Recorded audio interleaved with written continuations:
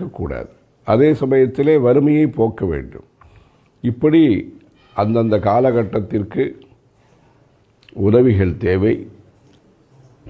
இது பொருளாதார ரீதியிலே. மற்றபடி ஹிதோபதேசங்கள், நன்னெறிகள், நீதி நூல்கள் நம்முடைய தமிழிலே அவ்வளவு இருக்கின்றன. பல்வேறு நீதி நூல்கள் இருக்கின்றன. சம்ஸ்கிருதத்திலே சுபாஷிதானி என்பதாக பல்வேறு நீதி நூல்கள் இருக்கின்றன. இப்படி இந்த தர்மமானது இயற்கையை போற்றுகிறது. இயற்கையிலே இருக்கக்கூடிய சாரத்தை நமக்கு விளக்குகிறது. வேப்ப மரத்திலே என்ன இருக்கிறது, அரச மரத்திலே என்ன இருக்கிறது, இப்படி இந்த பல்வேறு மூலிகைகளை நமக்கு எடுத்து சொன்னவர்கள் முனிவர்கள். மன்னர்கள் அழகான கோவில்களை கட்டி கொடுத்திருக்கிறார்கள். கர்ப்பகிரகம், அர்த்த மண்டபம், மண்டபம், நிருத்திய மண்டபம், கொடிமரம், பலிபீடம், ராஜகோபுரம், பிராகாரம், புஷ்கரிணி, உற்சவம், வாகனங்கள், கச்சேரிகள், மகாபாரத பிரசங்கம், ஏடு படித்தல், இப்படி அந்த வரலாறை நாம் சரியான முறையிலே எடுத்து சொல்லி அந்த வரலாற்று சின்னங்களை சரியான முறையிலே, அது சினத்திற்காக ஏற்பட்டதல்ல, சின்னங்கள் எல்லோரையும் ஈர்ப்பதற்காக சேர்ப்பதற்காக ஏற்பட்டது. அப்படிப்பட்ட அந்த வரலாற்று சின்னங்களை நாம் எடுத்து சொல்லி கோபதாபங்களை குறைக்கக்கூடியது, நிவர்த்தி செய்யக்கூடியது தர்மம். கோபத்தை வரவழைத்து கொண்டார் என்று ராமாயணத்திலே ராமரை பற்றி குறிப்பிருக்கிறது. குரோதமாகாரைய தீவிரம், அந்த நேரத்திற்கு அது போன்ற ஒரு நிலைப்பாட்டை அவர் எடுக்க வேண்டிய நிலை யுத்தத்திலே. அதற்காக மற்றபடி அவர் சாந்தமாக இருக்கக்கூடிய வீரர், பிறரை இம்சிக்கக்கூடாது என்று நினைக்கக்கூடிய வீரர். அப்படிப்பட்ட இந்த நம்முடைய தர்மத்திலே கோபங்களையும் தாபங்களையும் தவிர்ப்பதற்காக, தாபங்கள் மனதிலே தாபம், இது கிடைக்கவில்லையே அல்லது மற்றவர்களுக்கு கிடைத்து விட்டதே, இது போன்று ஏதோ பலவிதமான தாபங்கள். அந்த தாபங்களை நம்முடைய தர்ம நூல்கள் உபதேசங்களை, பல்வேறு இதிகாசங்களை சொல்லி மனதிற்கு ஒரு ஆஸ்வாசத்தை அளிக்கின்றன. கோபங்களை தவிர்ப்பதற்கும் பல்வேறு செயல்முறைகள் நம்முடைய தர்மத்திலே சொல்லப்பட்டிருக்கின்றன. இப்படி அந்த கோபங்களையும் தாபங்களையும் நிவர்த்தி செய்து கொள்வதன் மூலமாக ஆரோக்கியம் மேம்படுகிறது. அதை புதிய மேலாண்மையிலே அந்த பயிற்சி இந்த பயிற்சி என்று புதியதாக சொல்கிறார்கள். மனிதர்களுக்கு லௌகீக வாழ்க்கையிலே தேவையான சுகம், சுமுகத்தன்மை, அதாவது பலருடனும் இன்முகமாக பழகுதல், சும்காய நமக, ஏகதந்தாய நமக என்று சொல்கிறோம். பிள்ளையாருடைய அர்ச்சனையிலே முதல் அர்ச்சனை சுமுகாய நமக, அனைவரோடும் இன்முகமாக பழகுங்கள். அதைத்தான் ராமர் ஸ்மிதபாஷி, பூர்வபாஷி, மிருதுபாஷி என்று சொன்னார்கள். சிரித்து கொண்டு பழகினார். மிருதுபாஷி, மிருதுவாக யாருக்கும் சிரமமளிக்காமல் அனைவரையும் கௌரவப்படுத்தினார். பூர்வபாஷி, அவர் பேசணும்னு எதிர்பார்க்காம எதிராளி இவரே என்ன விஷயம் என்று அந்த விருந்தோம்பல், ஆதித்யம், இது நம்முடைய வாழ்க்கை நெறிமுறைகள். இதை தாண்டி பல்வேறு சாஸ்திரங்கள் இருக்கின்றன. அந்த சாஸ்திரங்கள் மூலமாக நாம் அந்த பரம்பொருளை தெரிந்து கொள்வதற்கும் அந்த இறைவனுடைய சக்தியை இங்கு இருக்கக்கூடிய மனிதர்கள் பெற்று பொது நன்மையை செய்வதற்கும் அந்த சாஸ்திரங்கள் நமக்கு வழிவகுக்கின்றன. மந்திர சாஸ்திரங்கள், பல்வேறு உபாசனா முறைகள் இருக்கின்றன, பல்வேறு ஆகமங்கள் இருக்கின்றன. இப்படி இந்த தர்மம் தூய்மையையும் வலியுறுத்துகிறது. வாய்மை, தூய்மை, தாய்மை. அந்த வாய்மை என்ன இருக்கிறதோ உண்மை, சத்தியம் வத தர்மம் சர என்று சொல்கிறது. அதிலே நீர்நிலைகளை சுத்தமாக வைத்து கொள்ள வேண்டும். நாப்சு மூத்திரபுரி ஈஷங்குரியாத் ந நிஷ்டீவேத் ந விவசரஸ்ராயாத் அகாத்து கா ஆபஹா. அமிர்தம், நீர் என்பது அமிர்தம் என்றும், அங்கெல்லாம் எச்சல் வேறு விதமான இதெல்லாம் அசுத்தியை செய்யாதீர்கள்.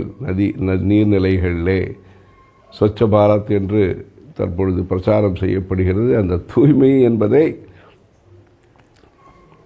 நம்முடைய தர்மம் வலியுறுத்துகிறது. உழவாரப்படியை செய்து நம்முடைய திருநாவுக்கரசு பெருமான் அப்பர் சுவாமிகள் பல்வேறு கோவில்களுடைய பொலிவை உலகத்திற்கு அழகை உணர்த்தியிருக்கிறார். அது ஒரு சேவா மார்க்கத்தை வலியுறுத்துகிறது நம்முடைய தர்மம். தர்மம் என்பது தாரணா தர்மக, அது பிடித்து வைத்து கொண்டிருக்கிறது. அனைவரையும் இணைத்து வைத்து அனைவருக்கும் ஹிதத்தை அளித்து, அப்படி அந்த லோகத்திலே ஸ்திரத்தன்மையை அளிக்கக்கூடியது. ஒரு தம்பதிகள் மத்தியிலே ஸ்திரத்தன்மை, ஒரு குடும்பத்திலே ஸ்திரத்தன்மை, ஒரு கிராமத்திலே ஸ்திரத்தன்மை, ஒரு சமுதாயத்திலே ஸ்திரத்தன்மை, ஒரு உலகத்திலே ஸ்திரத்தன்மை. ஸ்திரத்தன்மை என்பது அவரவர் அடையாளங்கள். சில பிற்சேர்க்கைகள் வரலாற்றிலே நடந்து கொண்டே இருக்கின்றன. அனக்சர் நடந்து கொண்டே இருக்கிறது. அதனால் அனக்சரிலே நல்லதும் இருக்கிறது, நல்லது இல்லாததும் இருக்கிறது. இதிலே பெரும்போக்கான தன்மை நம்முடைய தர்மத்திலே காணப்படுவதனாலே அந்த பெரும்போக்கான தன்மையே அது தர்மத்திற்கு இடையூறாக இருந்து விடாமல் அதை சரியான முறையிலே நாம் நிவர்த்தி செய்து இந்த புராதனமான புண்ணியமான பவித்திரமான இந்த தர்ம சிந்தனைகளை இளைஞர்கள் மத்தியிலே வளர்த்து உயர்ந்த இந்த கலாச்சாரம், விஞ்ஞானபூர்வகமான கலாச்சாரம், தீர்க்க தரிசனத்துடன் கூடிய கலாச்சாரம். லேப் இருந்ததா அல்லது இந்த அளவுக்கு விமான போக்குவரத்து இருந்ததா அல்லது இந்த அளவுக்கு கம்யூனிகேஷன் ஃபெசிலிட்டிஸ் இருந்ததா? அந்த காலத்திலே ஆழ்ந்த சிந்தனை, அழகான சிந்தனை, ஆரோக்கியமான சிந்தனை, அனைவருக்குமான சிந்தனை, யதார்த்தத்தை புரிந்து கொண்ட தர்மம், பரமார்த்தத்தை விரும்பிய, பரமார்த்தத்தை பரமாத்ம ஞானத்தை லட்சியமாக கொண்ட தர்மம். இப்படி வடிவமைத்தல் என்று சொல்கிறார்கள், டிசைன் என்று இந்த காலத்திலே சொல்கிறார்கள், ஆர்கிடெக்சர் என்று சொல்கிறார்கள். இப்படி இந்த மக்களுக்காக வடிவமைக்கப்பட்ட இந்த மண்ணிற்காக, பாரத மண்ணிற்காக பிரதானமான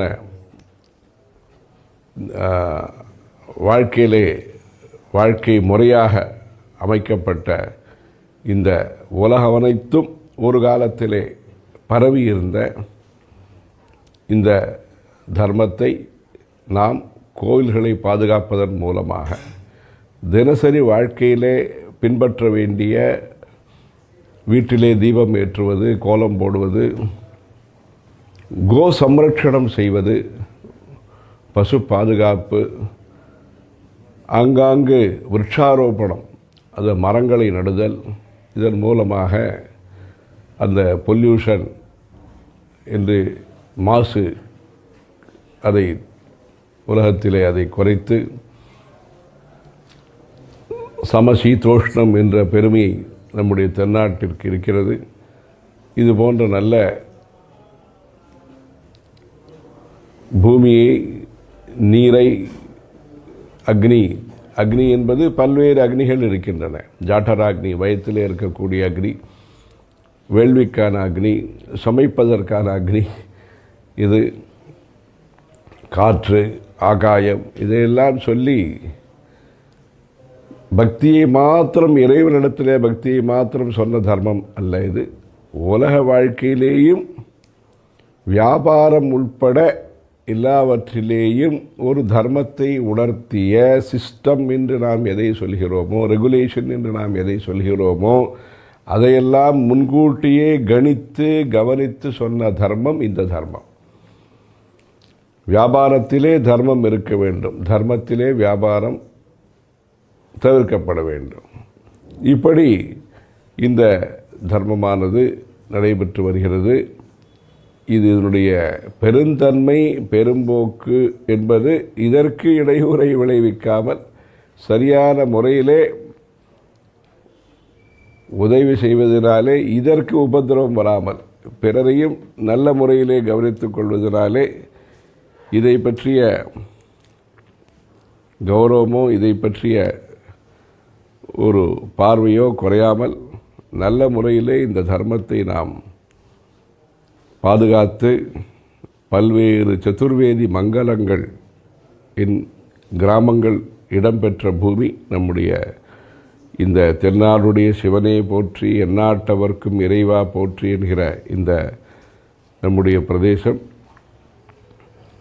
இப்படி இந்த புராணங்களையும் சாஸ்திரங்களையும் தர்மத்தையும் கலைகளையும் நன்றாக போற்றி வியாச பாரதத்தை உருவாக்கி அந்த வியாச முனிவர் 18 புராணங்களை அளித்து அக்னி புராணம், பத்ம புராணம், கூர்ம புராணம், பிரம்மாண்ட புராணம், இந்த தேசத்தினுடைய வரலாறை நாம் தெரிந்து கொள்வதற்கு நமக்கு உபயோகமாக இருக்கக்கூடிய புஸ்தகங்கள் ஸ்தல புராணங்களும் 18 புராணங்களும். எங்கு தீவு இருக்கிறது, எங்கு நதிகள் இருக்கின்றன, அந்த நதிகள்லாம் எப்படி எந்த முனிவருடைய அனுகிரகத்தினால், அகஸ்திய முனிவருடைய அனுகிரகத்தினாலே கிடைத்த நதி இந்த காவேரி நதி, பகீரதனுடைய முயற்சியினாலே கிடைத்த நதி இந்த கங்கா நதி.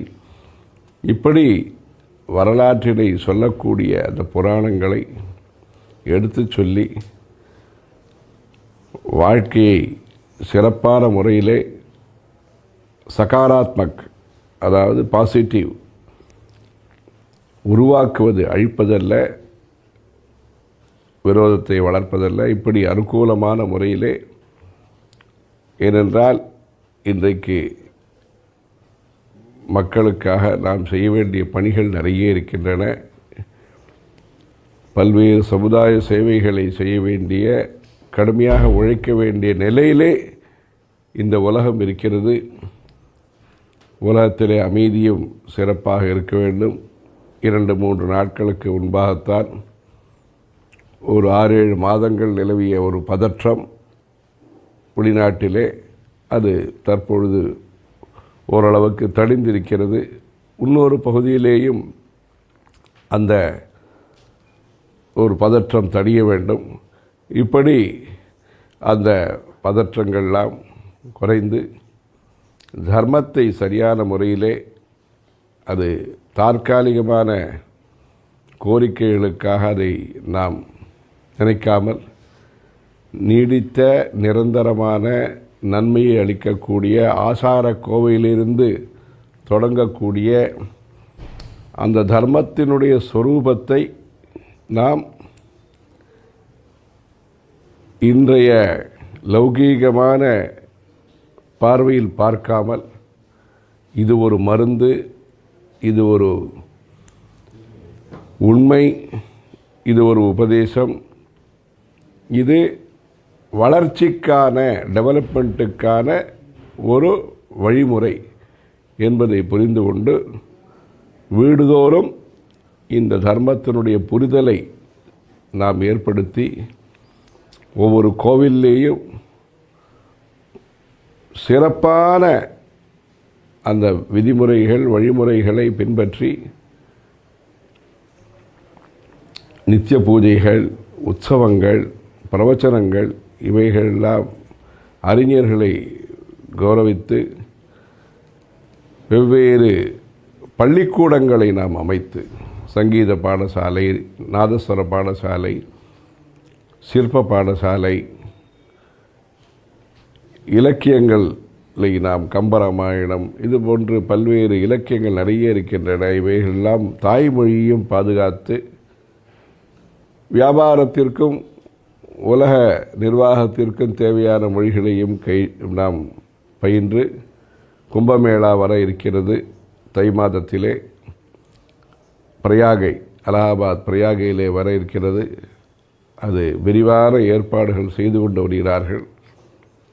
அதிலே நம்மவர்களும் பங்கு பெற்று சிறப்பான ஒரு தேசத்தை, சிறப்பான சமுதாயத்தை, சிறப்பான ஒரு தர்மத்திலே நாம் பிறந்திருக்கிறோம். இதற்குரிய அந்த பக்தியுடன் இந்த கோவையானது பல்வேறு நல்ல பணிகளை செய்து வருகிறது. அந்த கோவையிலே கோர்வையாக அனைவரையும் சேர்த்து இந்த போன்ற ஒரு சிந்தனை, நிந்தனையை தவிர்த்து சிந்தனையை வளர்ப்போம் என்கிற ஒரு நல்ல நிலைப்பாட்டுடன்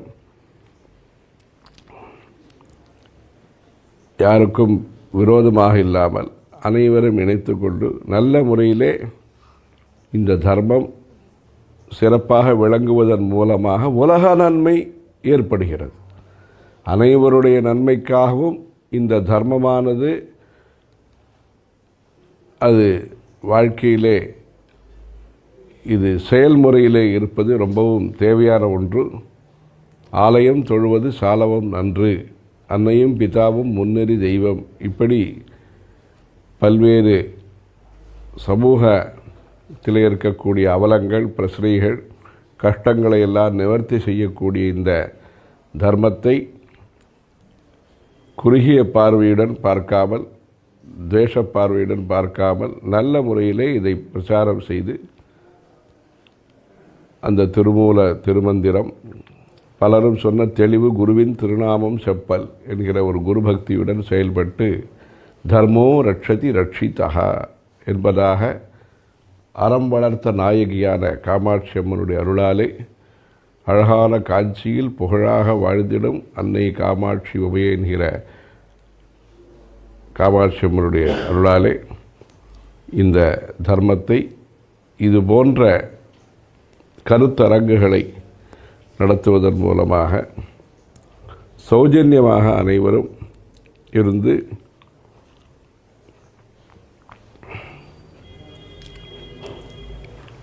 அரசியலுக்கு அப்பாற்பட்ட நிலையிலே இந்த தர்மம் என்பதை சிறப்பாக நாம் செயல்படுத்தி மக்களை காப்பதற்கு எப்படி மருந்துகள் தேவையோ, மக்களை காப்பதற்கு எப்படி நிதி உதவிகள் தேவையோ, அதுபோன்று நியாயம் தர்மத்தை நாம் சிறப்பாக பாதுகாப்பதன் மூலமாக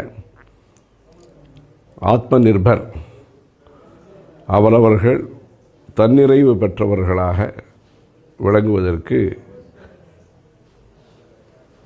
தர்மோ ரட்சதி ரட்சிதா என்று தர்மத்தை நாம் காப்பாற்றி பின்பற்றி அதன் மூலமாக நாம் பாதுகாப்பை பெற்று சிறப்பான எதிர்காலம், பாதுகாப்பான எதிர்காலம், நன்மையை தரக்கூடிய எதிர்காலம், இதை உருவாக்குவதற்கு முயற்சிக்க வேண்டும். ஹரஹர சங்கர, ஜெய ஜெய சங்கர. பெரியவா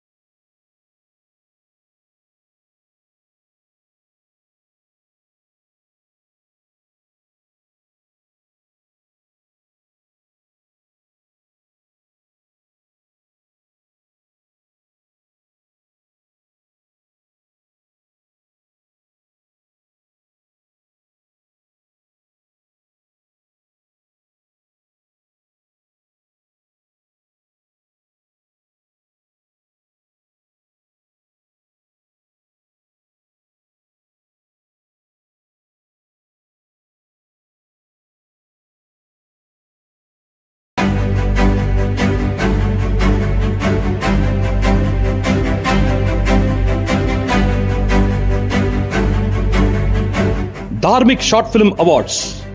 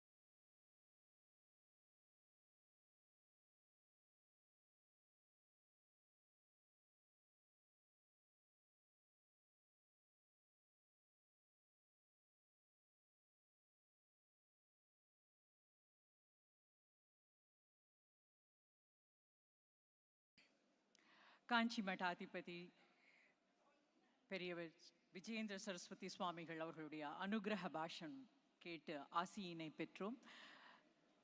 வாட் இஸ் தர்மா? ஞானியோட டிஃபரன்ஸில் ஆரம்பிச்சு what is the epitome of Sanatana Dharma?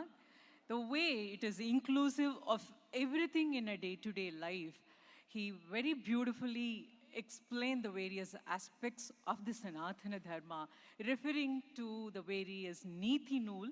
He started quoting from Avayar and walked us through the Avatara Purushas and the significance of the life of Sri Rama, and most beautifully the poetic line of Andal that he touched. Sinathinal Tennilangai Komanai Setra. Rama is known as an embodiment of all virtues and a very quiet character, but when he had to face Ravana in the battle, he was so furious and he developed the wrath. That's what Andal used to quote to. So here also Swami enlightened and highlighted that point and told us there are these qualities that we need to be an embodiment of. And he gave us the blessings and inaugurated this A3 conclave of our Voice of Covai. Now we are it to be listened to Swamini, His Holiness Pujya Swami Dayananda Saraswati's Sishya. Her Paramaguru is Swami Dayananda Saraswati and her Guru is Prat Bodhananda Ji. Swamini is here with us, Sadvidyananda Saraswati Swamini. Swamini is a great learned scholar in Sanskrit. She had her training in Veda in the Surat Ashrama, studied Vedanta in the ashrama between 1981 and 88 under her guru's guidance. And she is a scholar of Bhagavad Gita, Upanishads, and she has been running programs, certificate courses, and spreading awareness of Sanatana Dharma through these prescribed programs. And she is also the advisor for the certificate course in Sanatana Dharma, which is run by the Veda Sanskriti Samriti. She's a polyglot, she's fluent in multiple languages, and she is always there to work for the downtrodden and to help them to lead a dharmic life. May I request Swamini to come on to the dais to bless us with your bhashan. Swamini Sadvidyananda is here with us. She will lead us through an intro into Sanatana Dharma.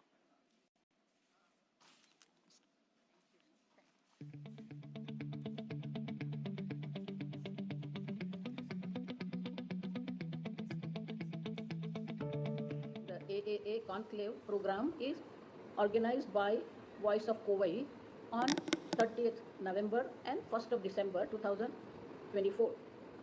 And AAA means Awake, Arise and Assert. The topic what I am going to cover is called Myths and Truth about our Indian history. The topic what I am going to cover is which is the most misunderstood part of our culture, our country, Bharat. I don't say Indian, it's a Bharat. So Bharat Desh, what we call, it is being misunderstood all over the world, and I am traveling abroad also. I have seen that if you look into any of the history book in abroad, you don't see the name Bharat at all. They don't have in the history, they have not included our country also. And therefore, we need to bring this topic and discuss about it. Traveling abroad also, I have seen that if you look into any of the history book in abroad, you don't see the name Bharat, country, our history. So we'll try our best to do that. Hari Om, that's it. Share our country, our history. So we'll try our best. What you publish, that list of the top. I'll get it.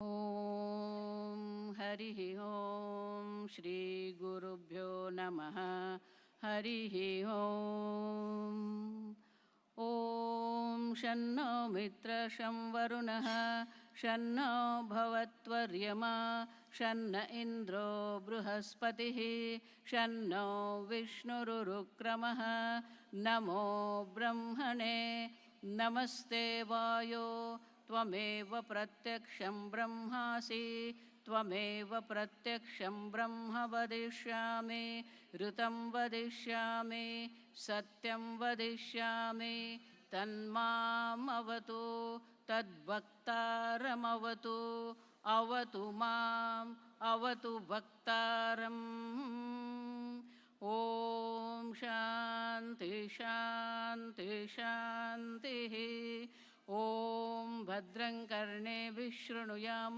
देवाः भद्रं पश्येमाक्षवीर्यजत्राः स्थिरैरङ्गैः स्तुष्टुवागुंसस्तनूभिः व्यशेम देवहितं यदायुः स्वस्ति न इन्द्रो वृद्धश्रवाः स्वस्ति नः पूषा विश्ववेदाः स्वस्ति नस्तार्क्ष्यो अरिष्टनेमिः स्वस्ति no बृहस्पतिर्दधातु ॐ शान्ति शान्ति शान्तिः ॐ सहनाववतु सहनौ भुनक्तु सह वीर्यं करवावहै तेजस्विनावधीतमस्तु मा विद्विषावहै ॐ शान्ति शान्ति शान्तिः सरस्वति नमस्तुभ्यं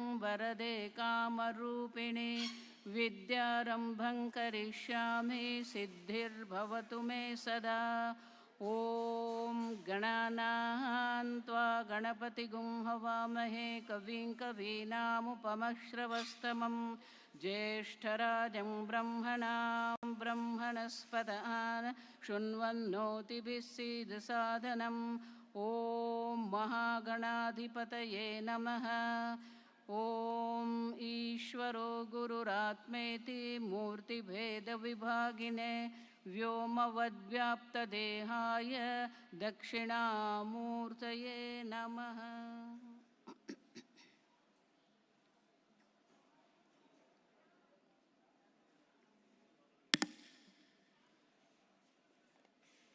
नमस्कारम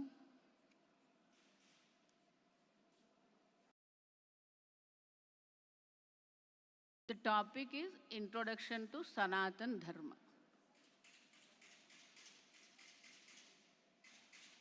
We use the word Sanatan, but don't actually really understand what Sanatan is. And therefore, our own scholars, our own historians, they keep on making the same mistake again and again.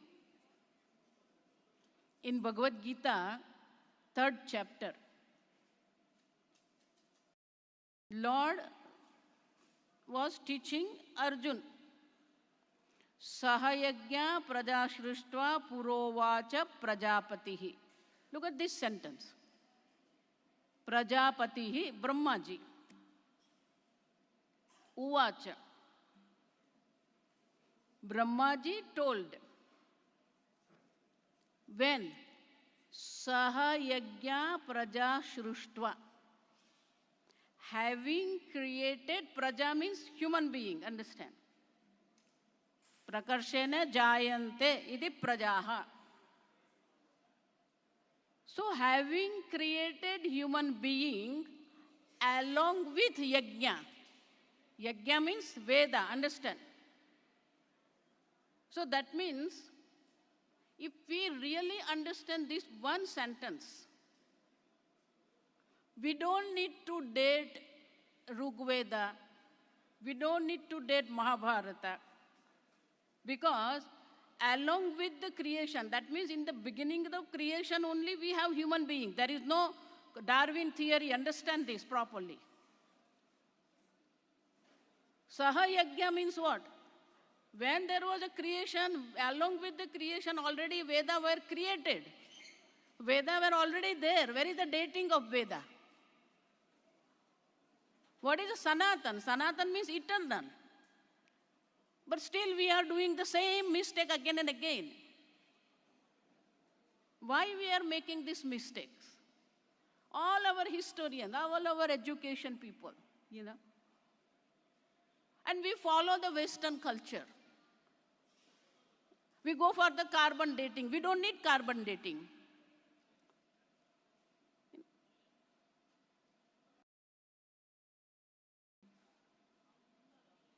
I will give you one example. Years before, there was one company, when there globalization was there in business. One company was here, Daewoo, if you have heard. Daewoo car was there, Daewoo TV was there, you know.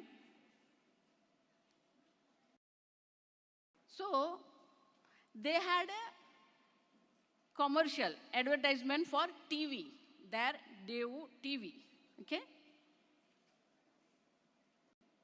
What they did, they were showing that bolt, you know, that runner. His legs they were showing, running. And then legs were converted into the wheel.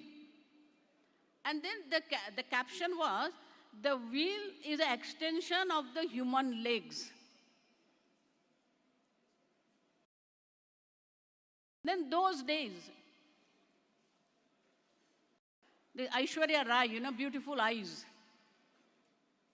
So they were showing this beautiful eyes, and then eyes was converted into the video. And then said, video is an extension of the human eyes. Then they were showing the ballet dancers, you know, they move, that hand movements were there. You know? So then they were showing the chip, computer chip. I'm sure some of them must be remembering that. And then they said, the computer, the chips are the extension of human nervous system. Look at this, okay? Then they showed the whole human body, that our, Da Vinci, I think. And then this whole human body they showed, and then they were showing this Daewoo TV. And then they say, Daewoo TV is an extension of the human being. Okay. That was their example, understand. Now look at this. That's their advertisement. But I have different way of looking at it. They are proving that science is only extension of the human being. That is called human eyes, human ears, human nervous system, right? So that means science is working in the field of these 5 senses. Shabda, Sparsha, Rupa, Rasa, Gandha. Understand? They are not going beyond it. Science is within this realm of our logic, realm of our 5 senses. Suppose I say telescope means what? It's an extension of my eyes. Suppose I say microscope. What is microscope? That which cannot be seen through my human eyes, I am seeing through microscope. But I am using eyes only. Do you understand what I am telling? Can you put the volume little down? It's too much echoing is there. So that means what? Science is only extension of our own pramana. That's called means of knowledge, what we call. So, lot of people, our historians, our all these education people, all our people, this is the common sentence. I am always against this common. Even Pujya Swamiji also, my teacher, Swami Dayanandji, who's Arshvidya Gurukulam and Anaikatti, if you know. So, everybody, all, forget about the common people. All Mahatmas also are using this sentence, and I'm sure you must have heard this sentence for so many times. Vedas are scientific. Okay? Now, Vedas are scientific when you say, first problem is what? You are putting science on the first step, and then you are putting Veda on the second step. Do you want to do that? If you are really Sanatan Dharma, do you want to put Veda on the second line? Then why are you telling Veda is scientific? Another thing is, what is Veda? What is Sanatan Dharma? We have to understand the last sentence of Bhagavad Gita in the 16th chapter. Bhagavan very clearly told,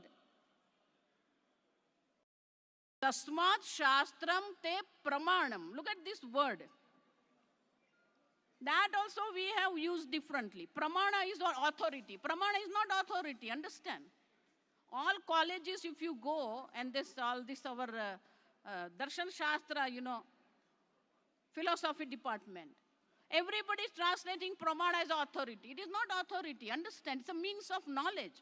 Karanam Pramanam. When Bhagavan is telling Shastra is a Pramanam, then what is a Pramanam? Pramana means what? It's a means of knowledge. Whenever you use the word Pramanam, see, we follow Gita. We have a faith in Gita. We have a faith in Krishna. But we don't have faith in the words of Krishna. That's the biggest problem in Bharat, understand? Bhagavan says Shastra is a Pramanam. Pramana means what? Our culture, our scriptures have definition for every word, understand? What is a Pramanam? Whenever you use the word Pramanam, 3 words come into the picture. Apurvam, Abadhitam, Swatantram. Understand? Pramana means what? Apurvam. Apurvam means unique. When I say, this is a plastic bottle, okay? So with your eyes, you are seeing this one. But suppose I say, no, I am Swamini. You should have a faith in me. And that's why this is a parrot. Do you believe me? I am Swamini. I am a scholar. Do you believe me? This is parrot. Why? You believe your eyes. Your eyes are telling you, this is a plastic bottle. Understand? So eyes are the means of knowledge, pramanam, to see the object. You are hearing me, ears are the pramanam, means of knowledge to hear me. Now, suppose I say, no, this is parrot. My ears are telling me this is parrot. No. Why? To see, only one pramanam is there called eyes, called apurva. For seeing is only one pramanam, one means of knowledge, which is eyes.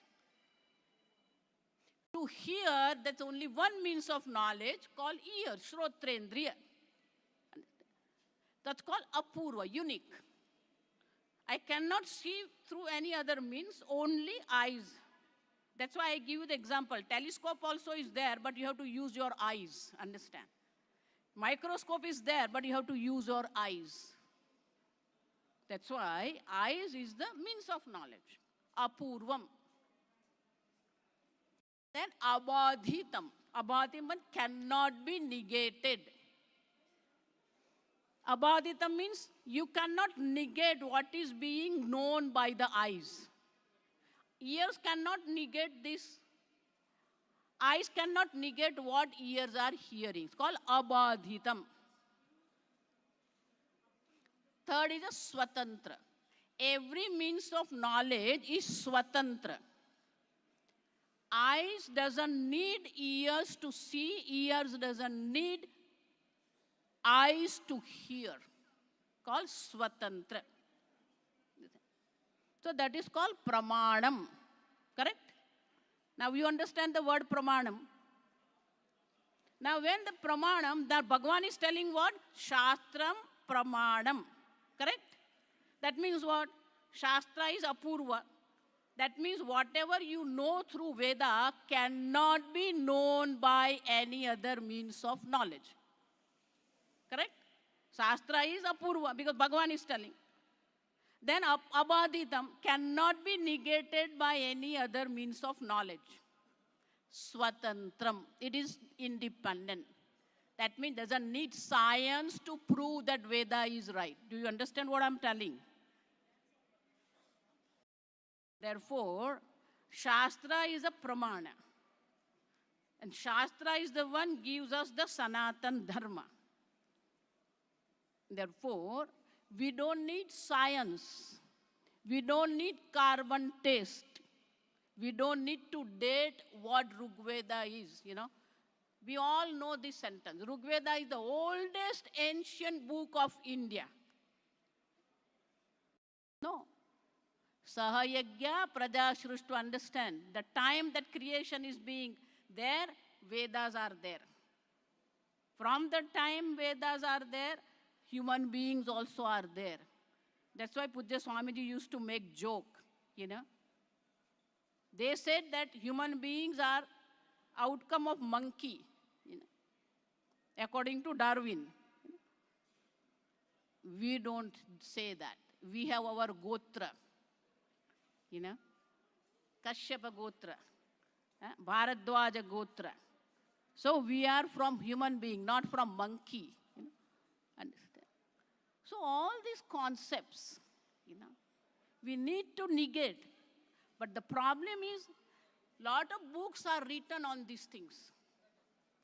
But issue is not that books are available or not. Whether it is astrology or archaeology, all books are available.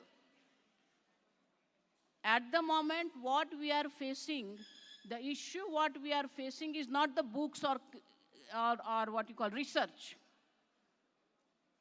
What we need to bring is the fourth word in these three words. You know, you have A3 conclave. I say it should be A4 conclave. Okay?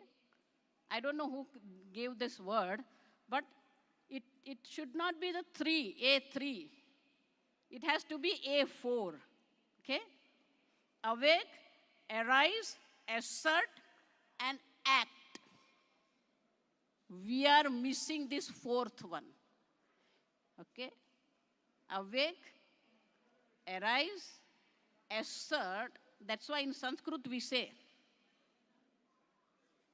Janati ichhati karma karoti.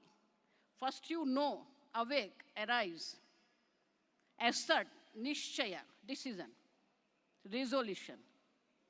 But after resolution, we have to act.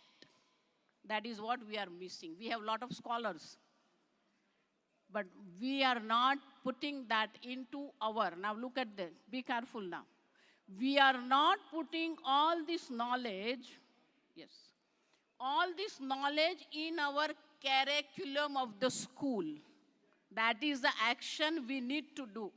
We have to bring this knowledge in the school curriculum. If we don't bring these things into our school curriculum, it is only in the books. We don't need that. We have to bring it, we have to act on that one, you know. We have to bring it in the regular curriculum of the school. And if we don't bring it, we keep continuing. Just now, 2 months I was in America, I was telling all these people that you start the schooling with the wrong sentence. Everybody, you know, we go to anybody, even in India also, we go to anybody's house. Come on, chant. Come on. What? Twinkle, twinkle. Okay? First sentence itself is a wrong sentence you are teaching to your children. Twinkle, twinkle, little star. None of them is twinkling, first thing. Okay? And none of them is little star. They are thousands and millions now bigger than our sun's stars are there. And what we are teaching, and these kids also, and the parents also, you know. Do you understand what I'm telling? We need to change that. What is twinkle? Why Humpty Dumpty? What Humpty Dumpty? Nonsense. Any human being, by the age of 6 or 7, his personality is, core personality is being developed. You know. But that time only we are giving them wrong knowledge. Then what kind of human being you are expecting? Sanatan Dharma is giving us everything. We are giving Shodasha sanskaras are there. You know. And last thing I want to say, what is secularism? Word secular in the Western philosophy is different than what we are understanding here in Bharat. You stop using word India, say Bharat. Okay? You make that note in your mind. No more India. Bharat. Bharat, that is India, understand? Not India, that is Bharat. You know Constitution. Understand? We have to make that kind of things. We have all these things, but we don't use it in our curriculums. The development of the human being is what? First 6 years is there, and we don't use it. The secular means what? The state government and religious affairs are separate. That is called secularism. Real word secular is, that is the meaning.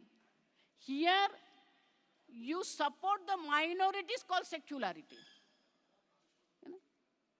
Understand? But we are what? Our Vedic culture, give me 2 minutes more, I'm sorry. I'm going to steal 2 minutes more. Our day start with the prayer, understand? Karagre vasate Lakshmi, Karamule Saraswati, Karamadhya tu Govinda. That is our culture. Vedic Dharma means it's a life. It's not something which is away. Understand? Even putting our foot on the Prithvi, what we say? Huh? We have to start that. Whole our life, our desha, our vastu, all connected. Mathura, Ayodhya, Rameshwaram, Madurai, means what? Kala, Ekadashi, Chaturthi. Understand? Everything is connected. Object also is connected. We all know flowers, which Bhagavan loves which flower. Parijata, Krishna, Datura, Shiva, Bilva. Look at this.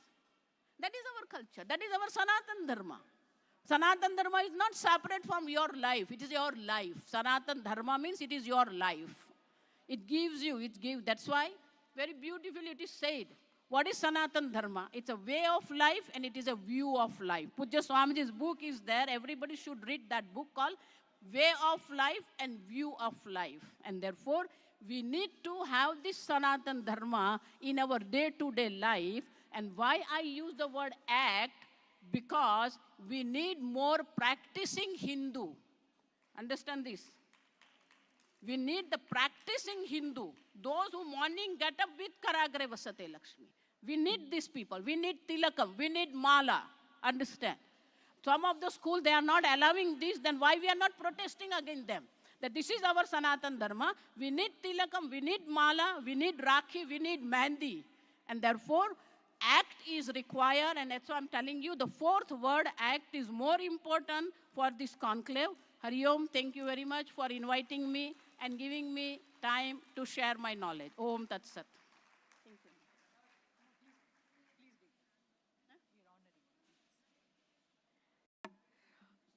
Voice of Covai is expressing its gratitude and thanking Swamini. May I now request Mrs. Laila Venugopal to come out to the dais to honor Swamini. And I also request Dr. Sudarshan Seshadri, founder of Voice of Covai, to hand over the memento to Swamini. Swamini, thank you for the wonderful awakening speech, and I hope the organizers heard you. Awake, arise, assert, and act. Probably the next conclave would be A4. Arise, awake, assert, and act. A wonderful idea put forth by Swamini. Thank you, Swamini, for the Anugrah Bhashan here.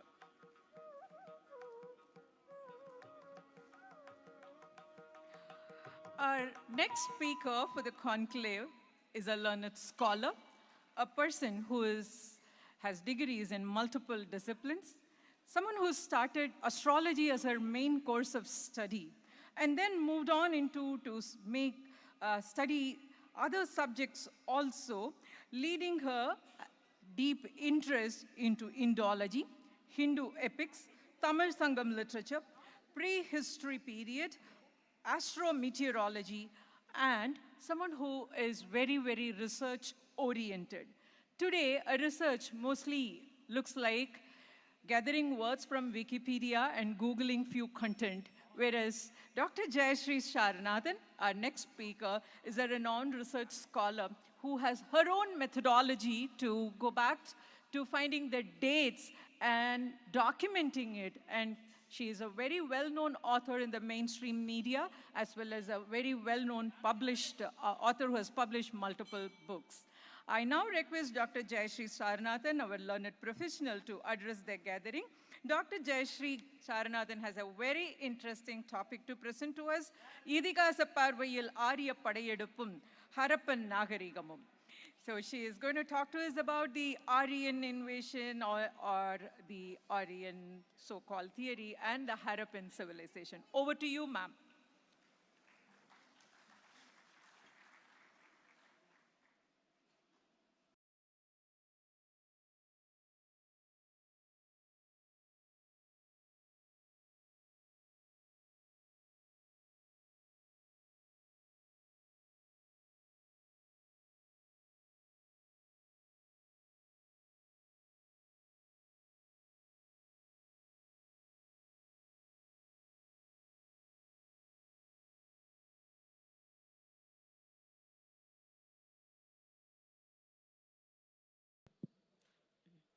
நான் யார் என்று அறிமுகப்படுத்தியதற்கு மிகவும் நன்றி. இப்பொழுது நாம் யார் என்பதை பற்றி நான் உங்களுடன் பகிர்ந்து கொள்ள விரும்புகிறேன். நாம் யார்? அன்றைக்கு 19ஆம் நூற்றாண்டில் ஆங்கிலேயர்கள் சொன்னார்கள் நாம் யார் என்று. ஐரோப்பாவிலிருந்து ஆரியர்கள் வந்தார்கள், வென்றார்கள், இங்கேயே இருந்து விட்டார்கள். அவர்கள்தான் ரிக்வேதத்தை படைத்தார்கள், பிராமணர்கள் ஆனார்கள், திராவிடர்களை விரட்டினார்கள். இதுதான் உங்களுடைய சரித்திரம் என்றார்கள். அதே காலகட்டத்தில் மொஹெஞ்சதாரோ, ஹரப்பா போன்ற இடங்களில் தொல்லியல் ஆய்வுகள் நடந்து கொண்டிருந்தன. அதில் மொஹெஞ்சதாரோவில் ஓரிடத்தில் 44 சடலங்கள் கண்டுபிடிக்கப்பட்டன. இவர்கள் உடனே இதை இரண்டையும் தொடர்பு படுத்தி விட்டார்கள். ஐரோப்பாவிலிருந்து வந்த ஆரியன் இவர்களைத்தான் கொன்றான், கொன்றவர்களுடைய சடலங்கள் இவை, இதுதான் ஆதாரம் என்றான். இதுதான் நம்முடைய சரித்திரமா? நம்முடைய சரித்திரம் என்பது நம்முடைய இதிகாசமான ராமாயண மகாபாரதம். அவை இந்த சரித்திரத்தை சொல்கின்றனவா என்பதை பற்றி உங்களிடம் பகிர்ந்து கொள்ள வணக்கத்துடன் ஆரம்பிக்கிறேன். இதை பற்றி சொல்வதற்கு முன்னால் ஆராய்ச்சிகள் என்ன சொல்கின்றன என்று பார்ப்போம். ஆராய்ச்சிகள் அப்படி வந்த வந்தேரியை கண்டுபிடித்து விட்டார்கள். அவனை யாம்னையா என்கிறார்கள். அதாவது மரபணு ஆராய்ச்சிகள் எல்லாம் இப்பொழுது நிறைய நடந்து வருகின்றன. அந்த மரபணு ஆராய்ச்சிகளின் மூலம் அவ்வாறு வந்த வந்தேரிக்கு யாம்னையா என்று பெயர். அவனுடைய உடலில் இருக்கின்ற மரபணுக்கள் பாரத தேசத்தில் இருக்கும் பெரும்பான்மையான மக்களது உடம்பில் 30% வரை இருக்கிறதாம். மரபணு சொல்கிறது. அது எவ்வாறு சரி என்பது நமக்கு அதிர்ச்சியாக இருக்கிறது. அதை அப்படியே விட்டுட முடியாது. அதனால் அது என்னன்னு நம்ம தேடுவோம். அப்படி தேடுறப்ப தான் தெரியறது, இந்த யாம்னையா என்பவன் பள்ளத்தில் புதைக்கப்படும் கலாச்சாரத்தை சேர்ந்தவன். அதாவது பிட் கிரேவ் கல்ச்சர். நீங்கள் உடனே கேட்கலாம், பள்ளத்தில் புதைக்கப்படுறது என்ன பெரிய அதிசயமா? ஒருத்தர் இறந்து போய்விட்டால் பள்ளத்தில் புதைப்பது நியாயம்தானே? வேத கலாச்சாரத்தில் புதைப்பதில்லை. அது மட்டுமல்ல, இவ்வாறு புதைக்கப்பட்ட இடங்கள் ஐரோப்பா, தெற்கு ரஷ்யா, இந்த இடங்களில் அப்படியே புதைச்சிருக்காங்க. ஒருவர் இறந்து விட்டால் ஏதேனும் சடங்குகள் செய்து புதைப்பார்கள், அப்படியெல்லாம் இல்லை. அது மட்டும் இல்லை, யமா என்ற வார்த்தையே ரஷ்ய மொழியில் பள்ளம் என்று பெயர். அதனால் இதற்கு யாம்னா அல்லது யாம்னையா என்று இவர்கள் தான் பெயரிட்டார்கள். அவனை அப்படியே வண்டியோடு புதைத்திருக்கிறார்கள் பல இடங்களில். அதாவது அந்த பள்ளத்தில் ஒரு மர வண்டி இருக்கும், 2 சக்கர வண்டி இல்லை 4 சக்கர வண்டி, அதுக்கு கீழே வந்து சடலம். அதனால தான் வண்டியோடு நம்முடைய நாட்டுக்கு வந்தான்னாங்க. சில இடங்களில் அவன் குத்தப்பட்டு ஆயுதங்களோடையே அப்படியே கோடாலி கற்கால கருவிகள்லாம் குத்தப்பட்டு அப்படியே ஆயுதங்களோடு புதைக்கப்பட்டிருக்கிறான். ஒருவர் அந்த மாதிரி புதைக்கப்பட்டிருந்தால் ஒரு எதிரியாகத்தான் இருப்பான். ஒரு எதிரி அப்படியே கொன்று அப்படியே புதைச்சிருப்பாங்க அவங்க. அப்படி தான் ஆயிருக்கும். அது மட்டும் இல்லை, சில இடங்களில் உயிரோடையே புதைச்சிருக்காங்கன்னு ஆராய்ச்சிகள் சொல்கிறது. அப்போ தான் நமக்கு ராமாயணத்திலும் இதே போல் ஒரு விவரம் வருகிறது. வால்மீகி ராமாயணத்தில் ராமர் தண்டகாரண்யத்திற்கு போகிறப்ப அவர் பார்க்கிற முதல் ராட்சசனுடைய பெயர் விராதன். பெரிய உடம்பு. இந்த யாம்னையால் இருக்கிறவங்களுக்கும் பெரிய உடம்பு, ஜெயிண்ட் அப்படின்வாங்க. இன்றைக்கு அந்த மாதிரி உடலோடு மக்கள் யாரும் இல்லை என்கிறார்கள். இந்த விராதன் என்ன செய்கிறான்? சீதையை தூக்கிட்டு ஓடுகிறான். உடனே ராமனும் லக்ஷ்மணனும் பின்னாடியே துரத்திட்டு போய் அவன் மேலே அம்புகளை எரிகிறார்கள். உடனே அவன் சீதையை கீழே வைத்துவிட்டு ராம லக்ஷ்மணர்களை தோளில் சுமந்து கொண்டு ஓடுகிறான் குகையை நோக்கி. உடனே ராமனும் லக்ஷ்மணனும் அவனுடைய கையை வெட்டி விடுகிறார்கள். கை வெட்டப்பட்ட நிலையில் விராதன் அங்கே கீழே விழுந்து அலறுகிறான். அப்போ சொல்கிறான், கை இல்லாமல் ஒரு ராட்சசன் என்ன செய்வான்? எல்லாரும் என்னை துன்புறுத்துவாங்க. அதனால் எங்களுக்கு என்று ஒரு சனாதன தர்மம் இருக்கிறது. அவன் சொல்கிறான், எங்களுக்கு என்ற ஒரு சனாதன தர்மம் என்னவென்றால், ஒரு ராட்சசன் சக்தியை இழந்தால் அவனை பள்ளம் தோண்டி அப்படியே புதைத்து விடணும். ராமா, என்னையும் அவ்வாறு புதைத்து விடு என்கிறான். உடனே ராமனும் லக்ஷ்மணனும் ஒரு பள்ளத்தை தோண்டி அப்படியே உயிரோடையே அவனை போட்டு புதைச்சி மூடி வச்சிடுறாங்க, மண்ணாலியும் கல்லாலியும். அங்கே யாம்னையாவுக்கு எப்படி செய்தார்களோ அதே முறையில் இங்கே ஒரு ராட்சசன் புதைக்கப்பட்டிருக்கிறான். உடனே நம்மளுக்கு கேள்வி வருது, பல ராட்சசர்கள் இருந்தார்களே அந்த நாளில்? ஆமாம், பல ராட்சசர்களையும் ராமன் கொன்றான். இவர்கள் எல்லா ராட்சசர்களுக்கும் தலைவனாக ராவணன் இருந்தான். அப்போ அவனை எப்படி அடக்கம் செய்தார்கள் அப்படின்னு நமக்கு ஒரு கேள்வி வருது. அதையும் வால்மீகி ராமாயணம் எப்படி சொல்கிறதுன்னு பாருங்கள். அவனுக்கு ராமன் சொல்கிறான், அவன் வேதமுறைப்படி வாழ்ந்தவன், அதனால் அவனை எரிக்க வேண்டும். அவன் அக்னிஹோத்திரம் செய்தவன், அதனால் அவனுடைய அக்னிஹோத்திர அக்னியை எடுத்து அவனை நீ சிதையில் இட்டு எரியூட்டு விபீஷணா என்று ராமன் சொல்கிறான். சரி, சிதையில் வைக்கிறான். அப்போ என்ன செய்கிறாங்க? அவன் காலின் மீது ஒரு வண்டியை வைக்கிறார்கள், அவனுடைய துடையின் மீது ஒரு உரலை வைக்கிறார்கள். வால்மீகி சொல்கிறார், பாதைய சகடம் ஊர்வோஷ்ட உலூக்கலம். எதற்காக அங்கே சகடத்தை வைக்க வேண்டும்? அங்கேயும் யாம்னையாவை ஒரு வண்டியுடன் புதைத்தார்கள், இங்கே ராவணனை வண்டியுடன் எரித்தார்கள். இவனும் ராட்சசன், மற்றவர்களை துன்புறுத்தினவன். இன்னொரு ராட்சசன், அவனையும் புதைத்தார்கள். அப்படி என்றால் அந்த யாம்னையாவும் இங்கிருந்த ராட்சசர்களும் ஒருவரா? அப்போ அங்கிருந்தவனும் ராட்சசன் தானா? அவனை எப்படி நீங்கள் ஆரியன் என்று சொல்ல முடியும்? வந்தவன் ஆரியன் என்று எப்படி சொல்ல முடியும்? ராமாயணத்தின்படி ஆரியன் என்றால் ராமன். பரதனுக்கு ஆரியன் என்று கூப்பிடுவார்கள். ஏன் வாலியையும் ஆரியன் என்று கூப்பிடுகிறார்கள்? ஆனால் ராவணனை ஆரியன் என்றே சொல்ல மாட்டார்கள். ஏனென்றால் ஆரியன் என்றால் ஒரு குணம், சிறந்த பண்புகளை உடையவன். ஆனால் ராட்சசன் என்றால் மற்றவர்களை துன்புறுத்துபவன். ஒரு ராட்சசனும் ஆரியனும் ஒரே இடத்தில் பாரதத்தில் அன்று ஒன்றாகத்தான் இருந்திருக்கிறார்கள். அங்கே விராதனும் இருந்தான், ராவணனும் இருந்தான், ராமனும் இருந்தான், ஒரே மரபணுவாக கூட இருந்திருக்கலாம். ஆனால் குணத்தினால் அவர்கள் மாறுபட்டார்கள். அப்படி என்றால் நமக்கு ஒரு கேள்வி வருது, அங்கேயும் அதே மாதிரி இங்கேயும் இதே மாதிரி, நீங்கள் எப்படி அங்கேருந்து இங்கே வந்தான்னு சொல்லுவீங்க, இங்கேருந்து அங்கே போனான்னு சொல்லலாம் இல்லையா? அப்போ நமக்கு என்ன தேவைப்படுறது? ராமாயணம் எப்பொழுது நடந்தது, ராமாயணம் எப்பொழுது நடந்தது என்ற கால நிர்ணயம் செய்தால்தான் அங்கிருந்து முதலில் இங்கு வந்தானா, இங்கிருந்தவன் அங்கிருந்து போனானா. அப்படி கால நிர்ணயம் பண்ணுறது பெரிய கஷ்டம் இல்லை. ஏன்னா மகாபாரத காலத்திலிருந்து கண்டுபிடிக்கலாம், மகாபாரத காலத்தை கலியுகத்திலிருந்து கண்டுபிடிக்கலாம்.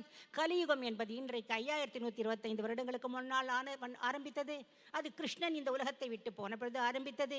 அதாவது 3101 பிசிஇனா பிஃபோர் காமன் இரா, அதாவது பொதுயுகத்துக்கு முன்னால். அதற்கு 36 வருடங்களுக்கு முன்னால் மகாபாரத யுத்தம். ஏனென்றால் மகாபாரதத்திலேயே 4 இடங்களில் வருது. அது காந்தாரி சொல்கிறான் கிருஷ்ணனை பார்த்து, அந்த போர் நடந்த உடனே, கிருஷ்ணா நீ மட்டும் மனசு வச்சிருந்தா இந்த போரை நிறுத்தியிருக்கலாமே, நீ இந்த மாதிரி செய்து விட்டேயே, நீயும் உன்னுடைய குலமும் 36வது வருடம் நசிக்க வேண்டும் என்றாள். அப்படித்தான் கிருஷ்ணர் கிளம்புறார். அதனால் அந்த 36 வருஷ கேப்பில் பார்த்தீங்கன்னா 3136 பிசிஇ என்பது மகாபாரதத்தின் காலம். என்னுடைய புத்தகமும் புக் ஸ்டாலில் இருக்கும், நீங்கள் பார்க்கலாம்.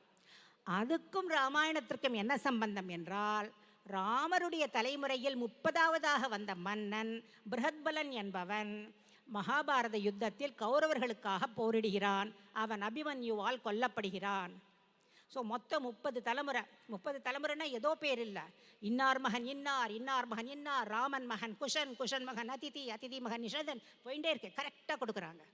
மேக்சிமம் 30 பேர். அப்படின்னா ராமாயணத்துக்கும் மகாபாரதத்துக்கும் லட்சக்கணக்கில் கேப் இல்லை. அது எவ்வளவுங்கிறதே ஆராய்ச்சியில் பார்த்தீங்கன்னா 5114 பிசிஇ. அதாவது இன்றைக்கு 7000 வருடங்களுக்கு முன்னால் ராமாயணம், 7000 வருடங்களுக்கு முன்னால் விராதன் புதைக்கப்பட்டான். அப்படி என்றால் யாம்னையா எப்பொழுது இருந்தான்?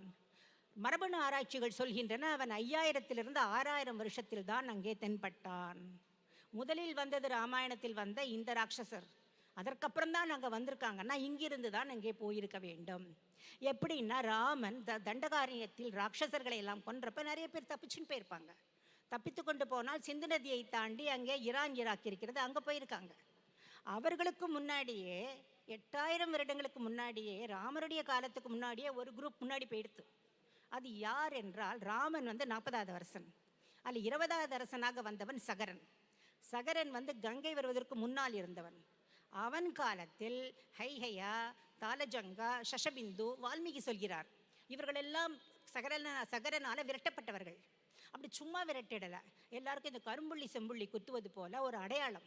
தலையை முழுக்க மொட்டை அடிச்சுட்டு இருந்தா யவனன், ஒரு பக்கம் மட்டும் மொட்டை அடித்து ஒரு பக்கம் அவங்க முடி வளர்க்கணும், இது ஒரு கம்பல்ஷனாக சொல்லியிருக்கான். அதாவது கரும்புள்ளி செம்புள்ளி குத்துவது போல. இந்த மாதிரி பாதி மட்டும் முட்டை அடிச்சுருந்தான்னா அவன் ஷக்கன் ஒரு சித்தியன்னு சொல்கிறது. தாடி மட்டும் வளர்த்து மீசை இல்லாமல் இருந்தா பகல்லவன், முடி வளர்த்தான்னா முடியை கட் பண்ணவே கூடாது, அப்படி இருந்தால் பாரதன். இந்த பெயரெல்லாம் சகரன் காலத்திலேயே சொல்லப்பட்டு அனுப்பப்பட்டு விட்டார்கள். அவர்கள் அதாவது 8000 வருடங்களுக்கு முன்னால் மரபணு ஆராய்ச்சியின்படி ஐரோப்பாவிற்கு ஈரான்லேருந்து சென்றிருக்கிறார்கள்.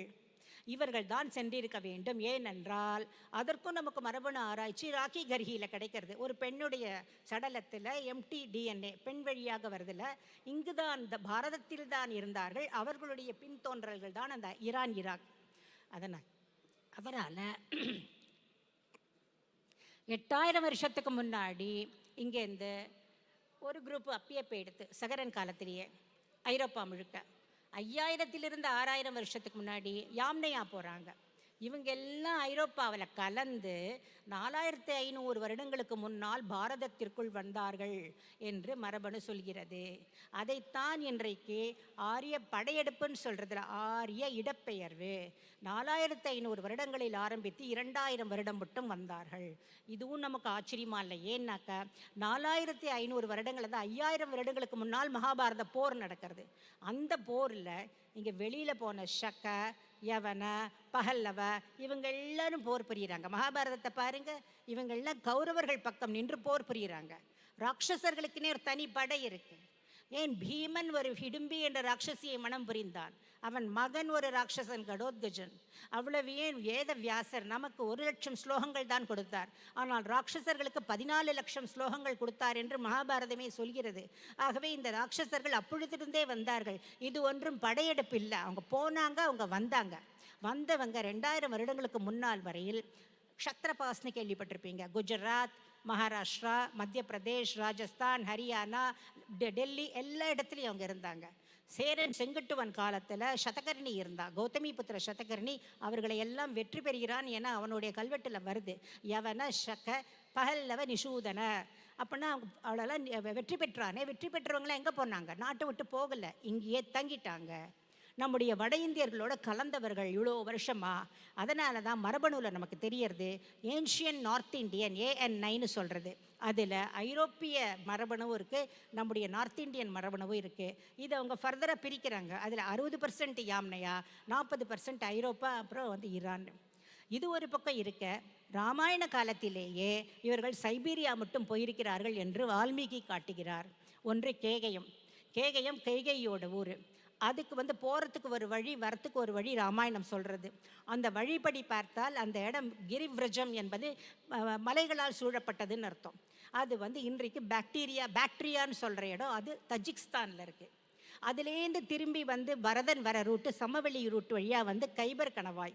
அங்கே தான் கைபர் கணவாய் வழியாக வந்தேறி வந்தாங்கிறாங்களே. என்றைக்குமே அது போயிட்டு வரத்துக்கான வழி.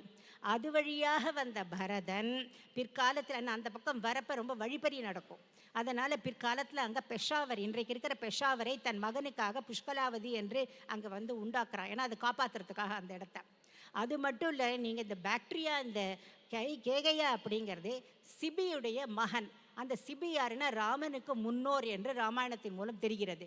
ஸோ ராமனுடைய மரபணு, அதாவது ஆண்களுக்கு Y குரோமோசோம், அந்த அப்பாவுக்கு என்ன இருக்கோ அதான் பிள்ளைக்கும் வரும். அதே இதுதான் சிபி, ராமன், இவங்கள்லாம் லைக் பங்காளிகள்னு சொல்கிறான். பெரியப்பா பிள்ளை, சித்தப்பா பிள்ளை, இந்த மாதிரியான உறவில். ஸோ அந்த சிபியுடைய மகன் தான் கேகையன். அவன் தான் அந்த கேகைய நாட்டை நிறுவுகிறான். அவனுடைய இன்னொரு மகன் மாத்ரன், அவனும் மாத்ராங்கிறதா இந்த நகுல சகாதேவர்களுடைய அம்மா பிறந்த ஊர். அது பாலிகா, வாஹிகா, இதெல்லாம் நம்ம ராமாயணத்துலேருந்து எடுக்க முடியாது.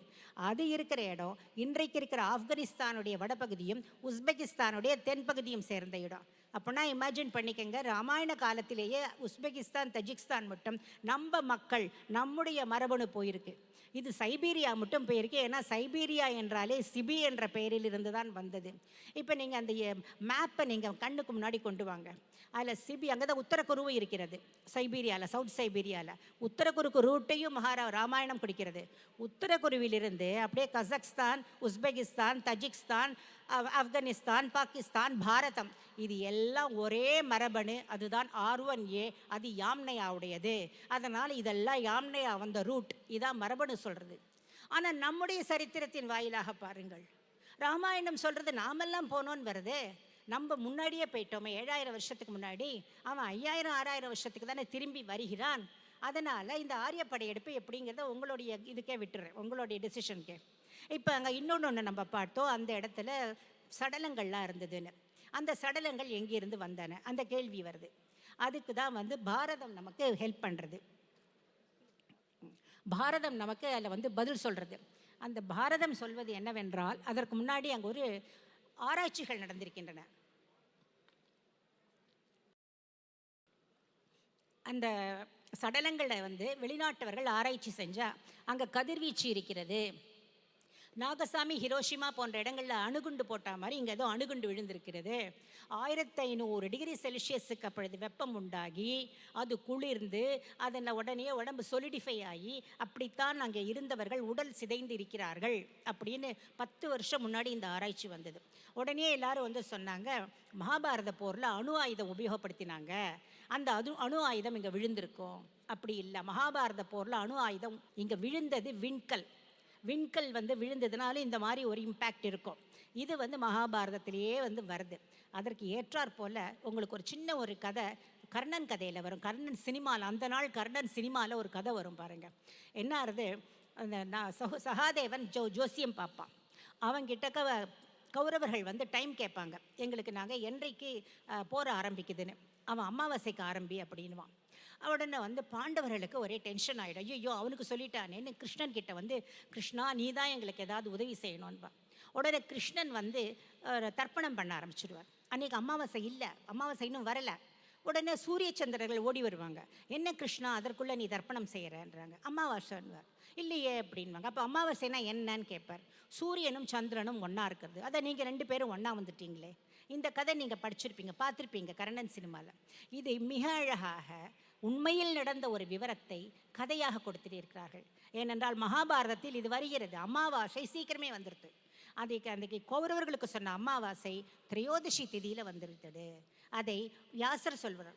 அதாவது சதுர்தசியில் வரும், பஞ்சாதசியில் வரும், ஷோடசியில் கூட வரும். ஆனால் திரையோதசியில் வரவே வராதுன்னா அபிஜானாபி அமாவாஸ்யாம் திரையோதசி.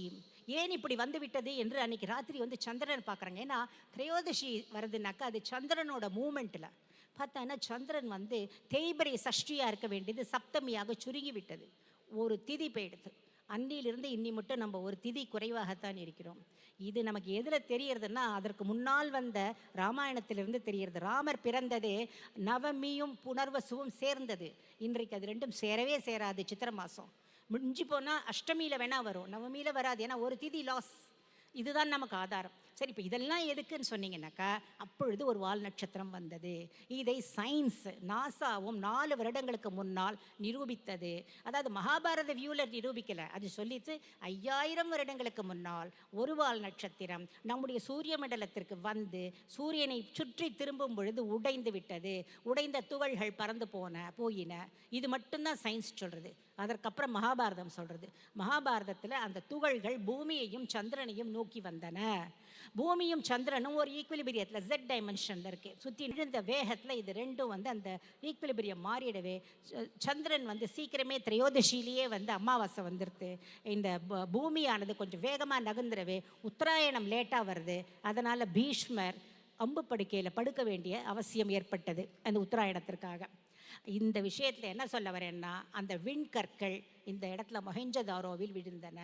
இன்றைக்கு ஆராய்ச்சியில் பார்த்தீங்கன்னா 4 இடத்துல வரிசையாக லைனாக மேலேருந்து அப்படியே வந்து விழுந்திருக்கு. அப்போ அங்கே இறந்தது மொஹெஞ்சதாரோவில். இது வந்து 3136 BCE. ஏனென்றால் மகாபாரதம் நடப்பதற்கு 2-3 மாதங்களுக்கு முன்னால் இது வந்துடுது. இப்போ இதுவாகிடுது. இந்த இடம் தான் பிற்காலத்தில் மண்ணு மூடி ஒரு மேடாகிவிட்டது. அதனால் தான் இதை மொஹெஞ்சதாரோ என்றார்கள். மொஹெஞ்சதாரோ என்றால் அங்கே வழங்கும் மொழியில் இறந்தவர்களின் மேடு என்ற அர்த்தம். இதுதான் இறந்தவர்களின் மேடு. அங்கே பக்கத்தில் அப்போ கிரேட் பாத் இதெல்லாம் வரலை, இது லோவர் டவுனில் இருக்கு. அப்போ இங்கே இருந்தவர்கள் யார் என்றால் அதையும் மகாபாரதம் சொல்கிறது.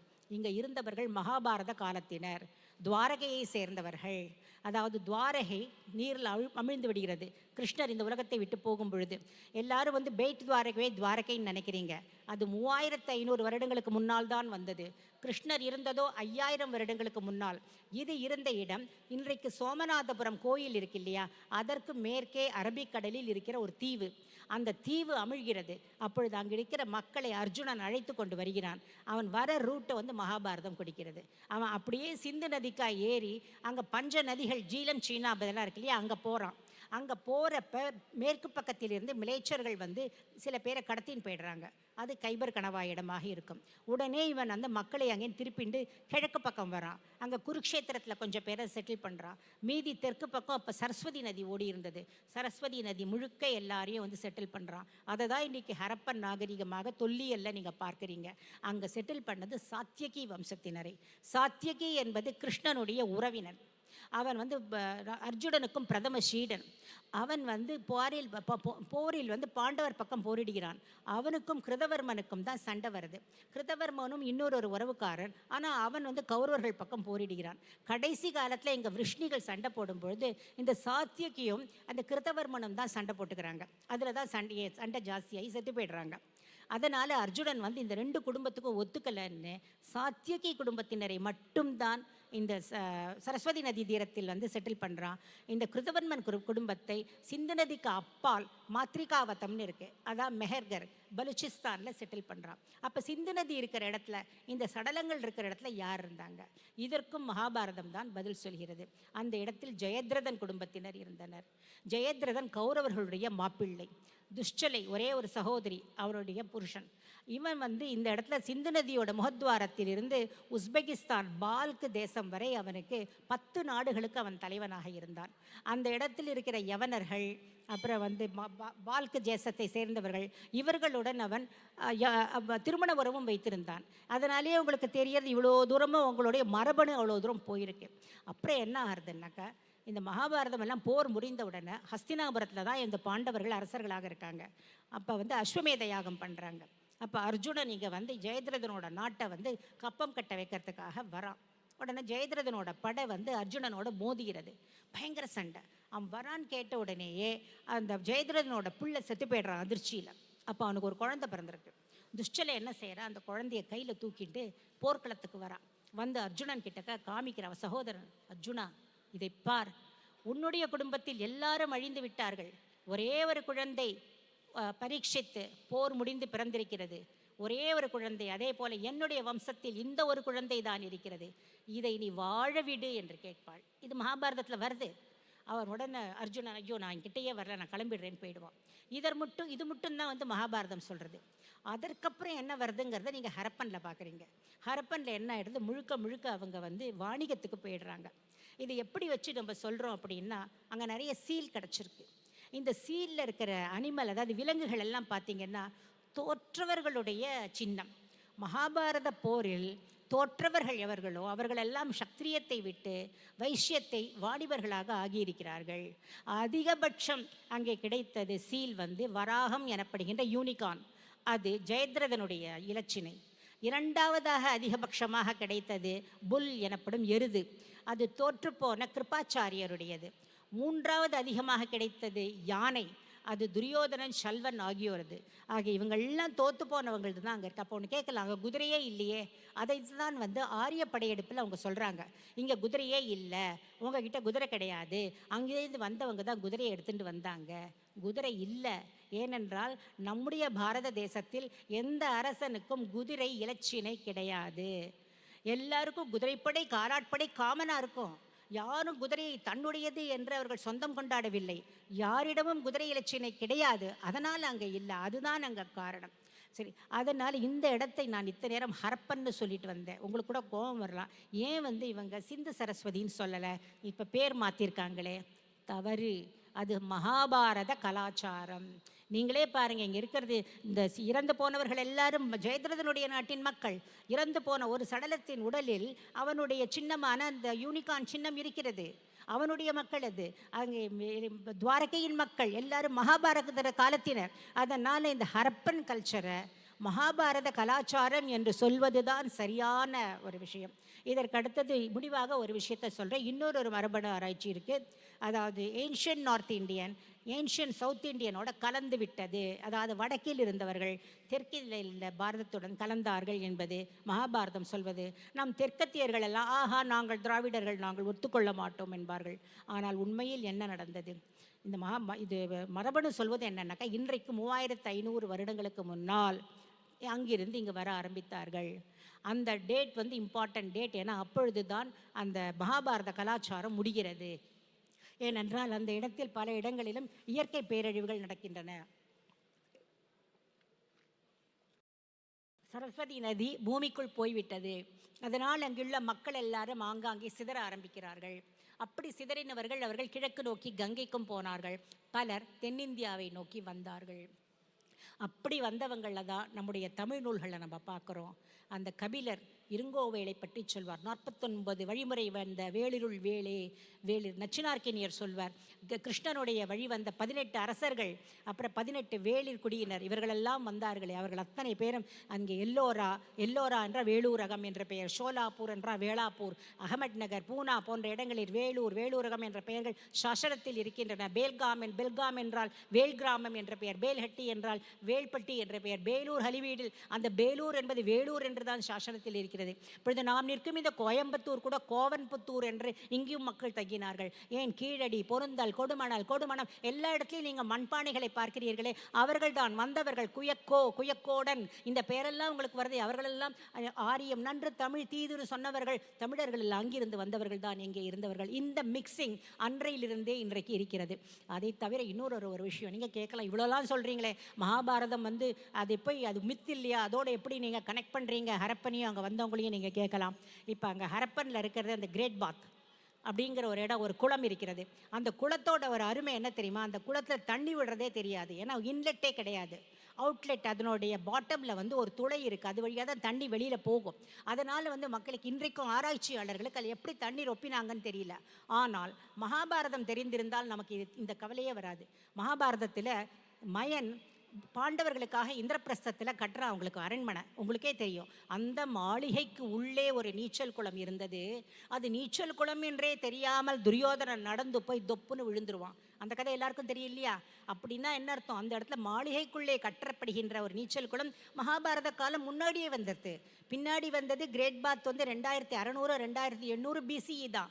அது எப்படி என்றால் அதை வாவி அல்லது வாப்பி என்பார்கள். ஸ்டெப்வெல் அப்படிங்கிறோம் இல்லையா, ராணிக்கு வாவ், அதெல்லாம் அப்படி தான். வேலியில் வேற ஒரு இடத்துல கிணறு இருக்கும், அது கீழ் வழியாக ஒரு தண்ணி கனெக்ட் பண்ணி விட்டுருப்பாங்க. அது இங்கே ரொம்பிடும். அதனால தான் கீழே அந்த துளை இருக்கிறது. அது அவுட்லெட் இல்லை, அது இன்லெட். ஆக மகாபாரதத்தில் வருகிற விஷயம்தான் அங்கே கிரேட் பாத்தில் இருக்குது. அதே போல் இன்னும் ஒன்றே உங்களுக்கு சொல்லிட்டு முடிச்சிடுறேன். அது சிலப்பதிகாரத்தில் இருக்குது. ஏன்னா நம் தமிழையும் சேர்த்து தென்னிந்தியாவும் வட இந்தியாவும் பிரிந்து இல்லை. அப்பொழுது இதில் சிலப்பதிகாரத்தில் பார்த்தீங்கன்னாக்கா இந்திர விழா அந்த எடுக்கிறப்ப பூம்புகாரில் சில அழகான பொருள்களை வைப்பார்கள். அது கரிகாலன் வடதிசைக்கு சென்ற பொழுது வஜ்ர தேசத்தில், அவந்தி தேசத்தில், மகத தேசத்தில் இருந்த அரசர்கள் எல்லாம் அவருக்கு பரிசு பொருள்கள் தராங்க. அந்த பரிசு பொருள்களை பற்றி சொல்லும் பொழுது இளங்கோவடிகள் சொல்வார், இவையெல்லாம் யார் செய்தார்கள்? கம்மாளர்கள். அவர்களுடைய தொல்லோர் செய்த உதவிக்கு மயன் விதித்து கொடுத்த விதிமுறைப்படி செய்யப்பட்டது. அவர்களுடைய தொல்லோர் என்றால் முன்னோர்கள் என்ன செய்தார்கள் என்றால், மயன் இருந்தது மகாபாரத காலத்தில் இந்திரபிரஸ்தத்தை கட்டும் பொழுது. அப்பொழுது மயன் கூட யாரெல்லாம் தொழிலாளர்கள் இருந்தார்களோ அவர்களெல்லாம் அந்த தொழிலை விதவிதமான டெக்னிக்கை கற்றுருக்காங்க. ஒரு டெக்னிக்கை நீங்கள் இந்த கிரேட் பாத்தில் பார்க்குறீங்க, இன்னொரு டெக்னிக் இவங்க வழியாக அந்த டெக்னிக்கை யூஸ் பண்ணி கரிகாலன் வந்தப்போ அந்த பொருளை கொடுத்திருக்கிறார்கள் என்று நமக்கு தெரிகிறது. ஸோ அங்கேயும் இங்கேயும் நமக்கு தொடர்பு இருக்கிறது. அதுலேயும் முக்கியமாக வட இந்தியாவிலிருந்து இந்த மகாபாரத பகுதியிலிருந்து வந்ததில் முக்கியமாக ஒருத்தரை நான் சொல்லிட்டு முடிக்கிறேன். அது யார் அப்படின்னா சாத்தியகியின் வம்சத்தினர். அவர்கள் சென்னையில் திருவல்லிக்கேணி வரையில் வந்திருக்கிறார்கள். திருவல்லிக்கேணி பார்த்தசாரதி கோயிலில் நீங்கள் பார்த்தீங்கன்னாக்கா கர்ப்பகிரகத்துக்குள்ள கிருஷ்ணனுடைய குடும்பத்தினரும் கூடவே சாத்தியகியும் எழுந்துருள பண்ணியிருப்பார்கள். அதாவது கிருஷ்ணனுடைய மனைவி ருக்மணி, அண்ணன் பலராமன், மகன், பேரன், கூடவே சாத்தியகிக்கு எந்த இடத்துலையுமே கோயில் கிடையாது நம்முடைய பாரதத்தில். திருவல்லிக்கேணியில் மட்டும்தான். எப்படி அங்கே இருக்கிற சாத்தியகிக்கு இங்கு கோயில் கட்டியிருக்க முடியும்? சாத்தியகியின் வம்சத்தினர்கள் இங்கு வந்திருந்தால் தான் அவ்வாறு கட்டியிருக்க முடியும். அது மட்டுமல்ல, அந்த பார்த்தசாரதி பெருமாள் உற்சவமூர்த்தி, அந்த ஸ்தல புராணத்தை பார்த்தீர்கள் என்றால் அது வேதவியாசரால் கொடுக்கப்பட்டது. அப்படி என்றால் இந்த பெருமாள் வேதவியாசரால் அந்த நாள் பூஜிக்கப்பட்டு வந்த பெருமாளாக இருந்து பிற்காலத்தில் சாத்தியகியின் குடும்பத்திற்கு போயிட்டு அவங்க தென்னிந்தியாவிற்கு வந்தப்ப இங்கே திருவல்லிக்கேணியில் அவங்க வைத்திருக்கிறார்கள் என்று சொல்கிறது. இந்த அளவுக்கு பாரதம், வடபாரதம், தென் பாரதம் இருந்தும் ஒரே பாரதம், உன்னத பாரதம் என்று இருந்திருக்கிறது. அது மட்டுமல்ல, இன்றைக்கு அரைஸ் அவேக் அசர்ட் என்றீர்களே, நாம் அசர்ட் பண்ண வேண்டியது எதை? நம்முடைய இதிகாசங்களின் வாயிலாக நீங்கள் மற்றவற்றை பாருங்கள். உங்களுக்கு பல மரபணு ஆராய்ச்சிகள் வந்துவிடலாம், சயின்ஸில் நிறைய சொல்லலாம், எல்லாம் நம்பகத்தன்மையோடு தான் இருக்கும். ஆனால் அதனுடைய பார்வையிலிருந்து பார்ப்பதற்கு பதிலாக நம்முடைய இதிகாசத்தின் பார்வையிலிருந்து பார்த்தால் அந்த யாம்னையா யார் என்று தெரிகிறது. அவன் வெளியிலிருந்து உள்ளே வந்தவன் இல்லை, இங்கிருந்து வெளியே போனவன், அங்கே சுற்றினான், வந்தான், திரும்பினான், நம்முடன் சேர்ந்து விட்டான். அதுதான் நம்முடைய கதை என்பதை நம்முடைய சரித்திரம் தெரியும். இதை நாம் அசர்டிவா சொல்ல வேண்டும் என்றால் நம்முடைய ராமாயணமும் மகாபாரதமும் என்றும் உண்மையாக எழுதப்பட்ட சரித்திரம் என்பதை நாம் ப்ரூவ் பண்ணணும், ப்ரூவ் பண்ணிட்டு தான் வரணும். அதன் வாயிலாகத்தான் நாம் எல்லாவற்றையும் பார்க்க வேண்டும் என்று கேட்டுக்கொண்டு இந்த வாய்ப்பை கொடுத்த A3 கான்க்ளேவ் அனைவருக்கும் என்னுடைய நன்றியை தெரிவித்துக் கொண்டு உங்களுக்கும் இதை பொறுமையாக கேட்டுக்கொண்டிருந்த உங்களுக்கும் என்னுடைய நன்றியை தெரிவித்துக் கொண்டு விடைபெறுகிறேன். நேரம் சரியாக 30 நிமிடம். ஏதேனும் கேள்விகள் கேட்கும், நிறைய கொஸ்டின்ஸ் இருக்கலாம். என்னுடைய புத்தகங்கள் எல்லாம் வெளியில் ஸ்டாலில் இருக்கின்றன. என்ன கேள்வி இருந்தாலும் 2 நாளும் நான் இருப்பேன், என்னை கேளுங்கள். எனக்கு தெரிந்த அளவில் நான் உங்களுக்கு சொல்கிறேன் என்று சொல்லி விடைபெறுகிறேன். நன்றி, வணக்கம். பாரத் மாதா கி. Thank you, ma'am, for this wonderful talk, taking us on a walk through. Ma'am, please stay there for 2 minutes. Taking us through the Harappan civilization and walking us through Mahabharata and Ramayana Itikasa. May I now request Mrs. Radha Ilango to honor Dr. Jayashree Saranathan with a shawl. And I request Udaya P.S. Menon, Senior Advocate Counsel, Supreme Court of India, to honor Jayashree Saranathan with a memento. Voice of Covai is honored to have you with us, ma'am.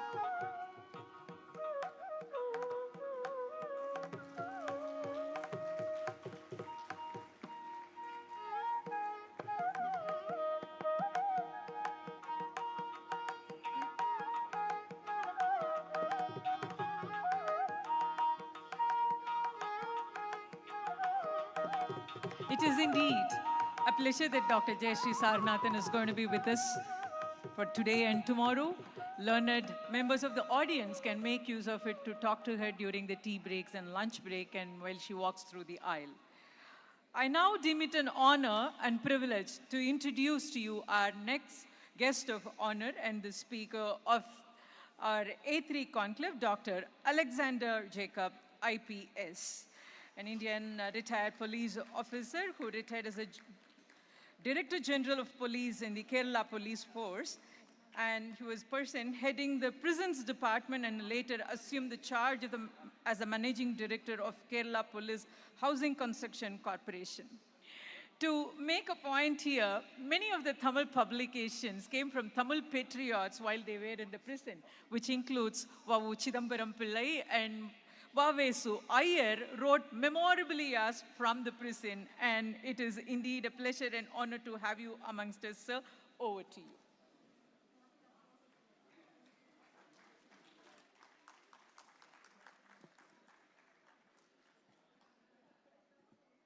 Good morning to all of you. I'm happy to be in your midst. Thank you, Dr. Jayashree, for the wonderful talk I just heard. My talk is about how history was corrupted by the British and how we have to find our Indian history, or the history of Tamils and us for the last 6,000 years. When Britishers came to India, they wanted to rule India, for which our history has to be corrupted. First, they came to India with a master plan of conquering India from east, south, and then the west, and then go to the center, just as Chanakya told Chandragupta Maurya. So Bengal was the richest place in India. When Clive reached Murshidabad, he says, Murshidabad is richer than London, our capital city. So to defeat Siraj-ud-Dawla, what he did was, they got Mir Jafar and others and paid the soldiers. So that Battle of Plassey, there was no war, just 15 minutes. When Britishers shot, all the bullets and cannons came out. When the Siraj-ud-Dawla shot, no bullet and cannon came out, because water was poured into all the cannons of Siraj-ud-Dawla. And that Mir Jafar's grandson's great-grandson was Pakistan president. Now, before 1956. Now, after Bengal was captured, next intention was to capture Bihar and Orissa, for which they came to the Battle of Buxar of 1764. Again, Mir Jafar was used, and the Audh dynasty was defeated. They got East UP, Bihar and Orissa into the cadre. By the time 1739, Nizam had declared independence in Andhra Pradesh. So they got into an alliance with Nizam. Instead of fighting him, then they came to South India. They came to South India. South India was having 18 principalities. Now they were fighting the Wadayars. So instead of saying that they are fighting Wadayars, they said they are fighting Hyder, that Muslim-Hindu divide has to be created. In fact, Hyder Ali was only chief army of the Wadayar dynasty. His prime minister was Purnaya Brahmin. 8 out of 12 ministers in the Wadayar dynasty or Tipu Sultan's dynasty was Hindu. And Tipu Sultan was called so not because he was Sultan, because he was born because of the blessing of Tipu Sultan Olia, a Muslimic saint. That's why he was called Tipu Sultan. Then an anti-Muslim thing has to be created. So they wanted to divide Hindus and Muslims, for which they created a fantastic theory that Hindus and Muslims are something apart and all those things. All of you know the story. And after the Tipu was defeated by 1798, in 1806, they brought the Kochi under their control. And then by 1809, after Veluthambi's revolt, Travancore was brought under their control. Then they turned towards Marathas and the Gujarat. This time, they started creating a wonderful theory. First, Africans came out of Africa and came to India. They were the scheduled castes and scheduled tribes of India. Then the Austric people from Austria, Germany, they came and they settled down in Madhya Pradesh, Bihar and all. From there they went to Australia. They were called Proto-Australoid or Austric people. Then Dravidians came from the north, from the Caspian Sea coast. They were called Turanians, Turkey and Iran. That's why Turanians. They came to India. They became Dravidians. Then the Kolarians came. Their descendants is Gujaratis and Marathis. Because they were going to fight the Marathis, they want to tell the rest of India, they are not your people, they are different people. They are the people, the children of Kolarians. And then they said the people subsequently came, Aryans came. The descendants of Aryans are the caste Hindus, Brahmin, Kshatriyas and Vaishyas and all. And then came the Greeks, Bactrians, Kushans, then came the Scythians and all the rest. Then the Portuguese, then the Muslims came, then Christians came, Jews came, then the Portuguese came, Dutch came, French came, and we came. Who are Indians? Nobody. What a wonderful history. India has the highest number of population in the world, 142 crores. But nobody is Indian. Everybody came from outside. And we came last. Hindus came little earlier. Muslims came between Hindus and Britishers. Wonderful theory this fellow created. Absolutely absurd theory to fool the Hindus and the Indians. They created the story. Then they went into 1818, the Battle of Kirki, in which Marathas and Gujaratis were defeated. With the help of other Hindus from UP, Bihar and other areas, they defeated Maratha and this place. Then in 1819, they created Oxford History of India. They decided that Hindus have to be subdivided according to different religions. So 1819, for the first time in the world history, they created a new religion, Hinduism. Sanatana Dharma was divided into Hinduism, like communism, socialism, etc. And Islam was created, Hinduism. And the word Hindu means people living in the Indus, coast of the Indus River. So the moment a Hindu hears Hindu, he thinks that I belong to Pakistan because I came from the shores of Indus River to India. To fool the Hindus, they've created a word called Hinduism. There is only Sanatana Dharma. No Islam is there. 1839, the Ashokan edicts were read by James Prinsep. And immediately the Britishers realized a new religion can be created. So they created another religion, Buddhism. Lord Buddha and Lord Buddhism. Who was Buddha? He was a saint of the Sanatana Dharma. He never claimed he created a religion. And Vishnu Bhagavan had two histories. One is Malsingurmam, Varaham, Narasimham, Vamanan, like that. Balarama, Krishna, Kalki. But the other Vishnu's Dashavadara story is there, in which Balarama is not there. After Krishna, Buddha is the 9th avatar and 10th is Kalki. Our beloved Prime Minister Narendra Modi, when he had Prana Pratishtha at Ayodhya, the second list is printed there. Buddha is the 9th avatar. Balrama doesn't figure in the list of Vishnu's Dashavadara at Ayodhya by our beloved Prime Minister Narendra Modi. Now, Buddha, who was a Sanatana Dharma philosopher, was converted to have a new religion called Buddhism. Why? Because if China, Japan, Thailand, Ceylon, and all those Buddhist areas stand with Indians, British colonialism cannot happen. European colonialism cannot happen in Asia. So Buddhists and the Hindus have to be divided, for which they created Buddhism. And then they said, now they are turning towards Punjab after defeating the Marathas and the Punjabis and the Gujaratis. So they said, Scythians came to India, and they were Toramana and Mihiragula and etc. And they conquered India up to Madhya Pradesh. And after they were defeated by the Guptas, and the major part of the fellows left, and balanced people remained here. They became Agnigul Kshatriyas, Chauhans, Solagis, Paravaras, all those fellows. And their descendants are the present-day Punjabis. So, religion-wise they divided, caste-wise they divided. Then they imported the theory that these fellows are a different religion. Sikhism, new religion. There is no Sikhism.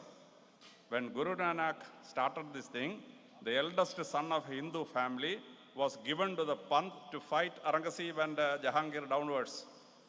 They declared that they are Hindus. When Guru Nanak declares that they are Hindus, the eldest sons of Hindu families fought. These Britishers made it into a separate religion, Sikhism.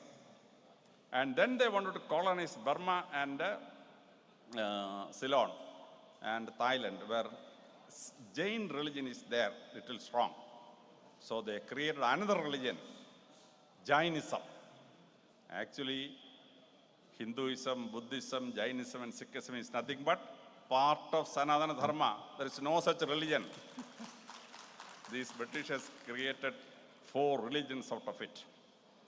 Then they curved, after 1846, they conquered, after Rana Ranjit Singh died, they conquered in 4 Anglo-Sikh wars, Punjab, Haryana, Kashmir, Pakistan areas. Then they curved down to Delhi, 1857. The great first war of independence, in which Bahadur Shah Zafar was defeated, Jhansi Rani was killed, Tandya Topi was killed, and Nana Sahib ran away to Nepal to escape. They conquered the whole of India. Now, since Britishers conquered India, Bengal, Bihar, Orissa, then Tamil Nadu, then Karnataka, Maharashtra, Punjab, and Delhi, they conquered India clockwise. So that is why Tagore, when he wrote Janaganamana, he came on anti-clockwise direction. Punjab, Sindhu, Gujarat, Maratha, Dravida, Utkala, Bengal. Britishers conquered India clockwise, so Tagore wrote it anti-clockwise, Janaganamana. After getting the whole of India under the control, they decided Sanatana Dharma has to be destroyed. For which, what they did, 1861 they started Asiatic Society. Alexander Cunningham, unfortunate to have that fellow's name, Alexander Cunningham, and led by him, Indian Hindu texts were corrupted one by one. They took the Vedas, inserted 108 sentences, which was never a part of Rigveda. Luckily for us, the Shankaracharya series, they edited the Rigveda and deleted the sentences which Britishers added. Then they started publishing Upanishads. For Sanatana Dharma, there are only 1108 Upanishads. Britishers started publishing Upanishads. Ultimately, they published 1,338 Upanishads. 230 Upanishads Britishers manufactured. Using Hindu Pandits, artificial Upanishads are created and printed, 1,338 Upanishads. It took Ramakrishna Mission and the successor Vivekananda almost 60 years to find out which are the forged Upanishads and which are the real Upanishads, which are the real 1108 and the forged 230 Upanishads. And in these Upanishads, they created stories that Indians are two different people. Aryans in one way, Dravidians in another way, and scheduled caste and scheduled tribe in another way. They divided the Sanatana into so many different segments. They took Manusmriti and artificial insertions were given. If a Shudra ever learned the Vedas, molten lead should be poured into his ears. In the real Manusmriti, it is not there. Britishers artificially put it inside. Like that, in Manusmriti rules, they made a lot of things. Then Manusmriti said, Pida Rashadi Kaumare, Fatro Rashadi Yavani, Putro Rashadi Vartike, Nastri Sandra Marhedi with a question mark. He is not woman entitled for freedom. This is what Manusmriti asked. What the Britishers did, they took the question mark out. Na Sri Swadandri Marhadi, woman is not entitled for freedom. Exactly opposite the Britishers created by removing their question mark to suppress women. That is why they created that story. Then they made a wonderful finding. They said, Hindus are so peace-loving. They never went out of India to conquer anybody. Hindus never invaded any other country. Why did they do so? To demoralize the Hindus. You Hindus, you are idiots. You cannot raise an army. You cannot fight. You are all peace-loving idiots. To tell the Hindus, to demoralize the Hindus, Britishers created this particular story. Hindus from India conquered Afghanistan, Hindus from India conquered Tibet, Hindus from India conquered Nepal, Hindus conquered Burma, Thailand, entire Southeast Asia, Srivijaya Empire, it conquered up to Fiji. Hindus conquered almost 15 countries in the world. At that time, the Britishers told us, you are all idiots, you are not a warlike people, Hindus, you keep quiet, you are a very bad, very peaceful people. False history was told to the Hindus. And then, in 1881, they came out with a wonderful theory. That is the Aryan innovation theory. Max Muller, a German scholar, was invited to England. He was given free food and this thing, made to live in Oxford University, and wrote the Sacred Books of the East, 50 volumes. I have the entire volumes with me in my library, in which he said, Aryans came down from the Central Asian steppes, Yemenite people. They came, defeated and conquered the Indus Valley civilization and conquered the whole of India. Dr. Jayashree very beautifully demolished the whole thing in about 40 minutes. Kudos to her, wonderful way. Now, absolutely false theory. Why did they create the theory? They created this theory so that one branch of Aryans went to Europe. They were the ancestors of Germans, French, and English. Another branch, Indo-European branch, came to India. And the children of those people are the Indian Brahmin, Kshatriyas, and Vaishyas.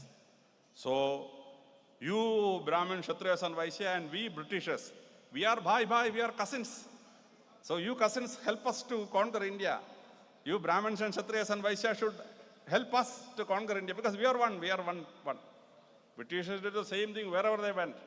They went to Africa and said, out of Africa theory. Out of Africa, all the people came, all the world people are descendants of those Africans. So Britishers said, Africans, you and me are cousins, so allow us to conquer Africa. They went to America, killed thousands of Red Indians and all. They created a theory. The Nordic people, ancestors of Germanic and French people, they crossed over to Atlantic and reached Newfoundland and America, and that's why you people red in color, we are red in color, we are cousins. They went to Australia, of all the people, killed thousands of Maoris. Then they created theory. Austric people from Austria went to India, Austro-Atloid, and from Austro-Atloid they went into Vietnam and reached Australia. Maoris and Britishers are bye cousins. Same theory they created. You Brahmin, Kshatriyas, and Vaishyas, we are cousins. You come with us, we will rule together. That was the Aryan theory.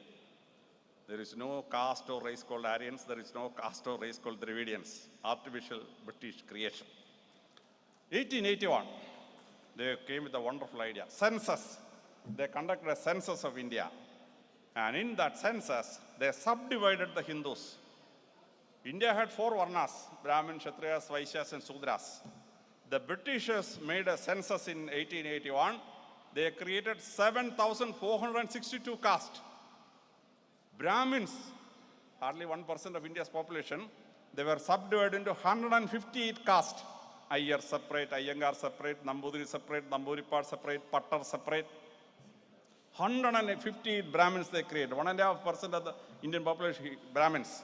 They were subdivided into 158 groups. Nayars, 12% of Kerala. They were divided into 56 groups. Kauravas, hardly around 6 lakh people. They were divided into 21 subcastes. So 4 Varnas, Brahmin, Kshatriyas and Vaishyas, they were subdivided into 7,462 castes. And the next operation was wonderful. Using this caste, they wanted to subdivide India. Kudos to Narendra Modi. He said, nothing, this caste census will not be done.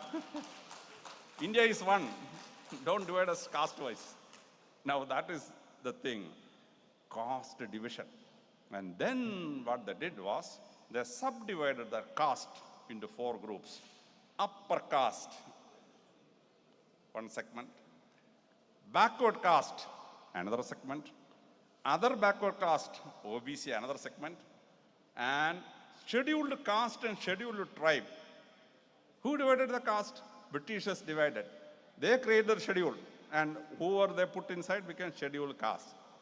Then tribe, they said scheduled tribes. And then OBC, and then the upper caste. Who divided upper and lower? Britishers. They put Pulayas as a scheduled caste. Pulayas were the ruling community of Kerala. The Trivandrum was ruled by Pulaya ruler, Pulayanar Kota. Pulayanar was the king of Pulayas. They had a famous Kota, fort, Pulayanar Kota. The Dimangala king was Pulaya.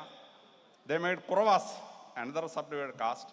Kauravas were the leading community of Tamil Nadu. In Sanghakalam works, many of the kings and queens were Kauravas. And many of the Sanghakalam poetesses, Ilaveni was Kaurava, Kurumakal Chati was Kaurava. 5 important poetesses of Sanghakalam is Kaurava. And these fellows, they made it into scheduled caste. Parayas, another community, Parayas. Parayas were the ruling caste of Palghat. They were called Vallu Konadiris. They were rulers of Vallunad. Vallunad means Parayas. And Parayas became so famous that when the American president Biden wanted to scold South Arabian king, he said he will be international Paraya. Paraya became such famous, American president uses this word Paraya. They were once the rulers of a major part of India. And when 437 princely states, which was associated with the British, out of which 157 princely states were ruled by SC/ST kings. Around 280 kings were OBCs, backward communities. When Britishers said there are 437 princely states, almost 150 kings were scheduled castes and scheduled tribes. Around 300 of them were OBC kings and queens. And they say, backward, scheduled caste, scheduled tribe.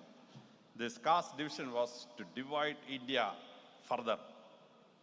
And by 1893, great Vivekananda, whose famous quote, who always quotes from Upanishad, Uttishtata, Jagrata, Prapya, Varanida, from which you have taken your A3, the 3-1, arise, awake and all, Vivekananda's great quotation. He went to Chicago Congress and he started his speech, brothers and sisters of America. Americans and the Britishers published it very widely. Vivekananda was accepted, the Aryan theory, that Europeans and Americans are their cousins. In Hindi, whenever you start a speech, Bhayo ma Brahano, have you heard Narendra Modi Prime Minister speaking? Bhayo ma Brahano, which Vivekananda just translated to English, brothers and sisters of America. They stood up and had an applause and published saying that Vivekananda accepted that Indians and Americans and Europeans are cousins. What a wonderful thing. 1906, they formed the Muslim League. 1950s, Britishers decided North India and South India has to be separated, for which they had, within inverted comma, discovery of the Indus Valley civilization. There are 5,000 odd ancient cities, remnants in India, Northwest India, India, South India, etc. From Kiladi and Tiruchendur up to Indus Valley, Mohenjo-daro, Harappa, and up to Afghanistan. 5,000 cities were there. And many of these bricks they used to construct the railway line from Peshawar to our Amritsar. 140 kilometers of railway line was made with the bricks of the Indus Valley civilization. And they dug out all these things and said, this is Dravidian civilization. They were killed by the Aryans who came from the north, our cousins, British cousins, they came and invaded the whole thing and destroyed it. Indus Valley script is not disputed even now. How did this fellow say they were Dravidians? Now, first time Dravidian, the word was used by the British missionary who came to South India. In 1890, he, in his famous book, used the word Dravidian. There is a Dravida Bhasha is there. Dravida means just people in the south. The great Shankaracharya, the greatest Malayali ever born, he says, I am Dravida Putra, he says. Varahamira uses the word Dravida. Dravida means only people in the south. But Britishers made it into a Dravidian, a race, Aryan race, Dravidian race. Why did they do it? North Indians are Aryans, South Indians are Dravidians. So North India and South India should never unite, for which they created this Dravidian conundrum, to say it in English. Wonderful thing. And then in 1913 Round Table Conference, they came and told Mahatma Ji, the great members, that India should have 3 types of electorates. The Hindu electorate, Muslim electorate, and the SC/ST electorate separate. The great Ambedkar told Gandhiji, this is a trap, Gandhiji. You and me are going into a trap. Don't sign this. Gandhiji walked out of the whole thing. And so India was never divided. 3 electorates. In every election there will be 3 electorates. Hindu electorate, Muslim electorate, and the SC/ST electorate. But after independence, for 10 years, we allowed the SC/ST electorate separate.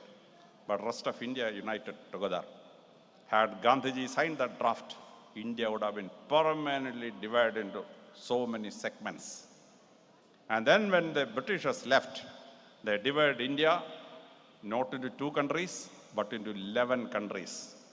1937, they separated Ceylon. They were not independent in 1947. 48, they were independent. Ceylon became a separate country. 1938, Burma was separated. 47, Burma was not given freedom.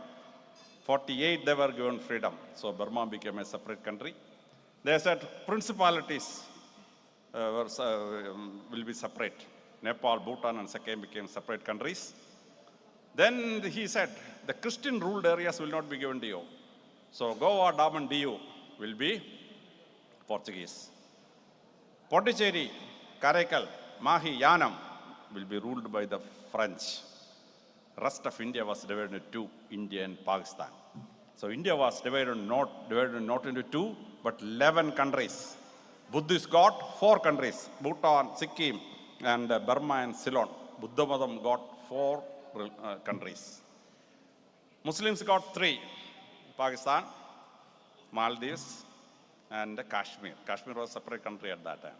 3 Muslim countries. Now, Christians got 2. Hindus, nil. Hindus have no country. Buddhists got 4 countries. Muslims got 3 countries. Christians got 2 countries. Hindus got Bujam. 1948, Pakistan invaded Kashmir. Kashmir signed a treaty with India, and Kashmir merged into India.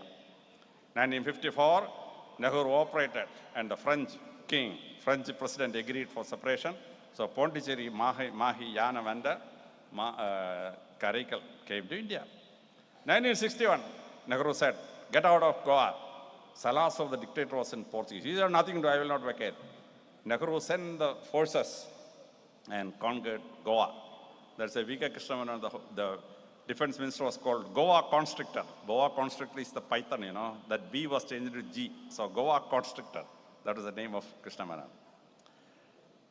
1975, the Sikkim, the King Chongyal and the Dorji had a problem. They came for mediation to Delhi, and Indira Gandhi swallowed Sikkim. And in 1971, Pakistan is divided into two. Indira Gandhi divided Pakistan and Bangladesh. So ultimately now, the 11 countries have become 8 countries. Buddhists have 3 countries left with them: Bhutan, Burma, and Ceylon. Muslims have 3: Pakistan, Bangladesh, and Maldives. Now, Nepal was in between a Hindu country, but now it is a secular country. So 3 Buddhist countries, 3 Muslim countries, and no Hindu country. This is left now. So this is the wrong history created by the British. Now you and me have to unite. India is one. Our mother should be united, for which you should know the real history. The real history is that in India, the oldest human remnants have been found in Chengalpet near Madras. That is called Chengalpet man. And other than that, the real fossil of human beings in India was found again in India. So in Europe, they were called Neanderthal men and Cro-Magnon men from the cave in which these skeletons were taken out. In Indonesia, they were called Java man. But what will we call the Indian skeleton? So they said, Rama, the great hero of the Ramayana, this name should be used. So this human skeleton was called Rama Pitekas.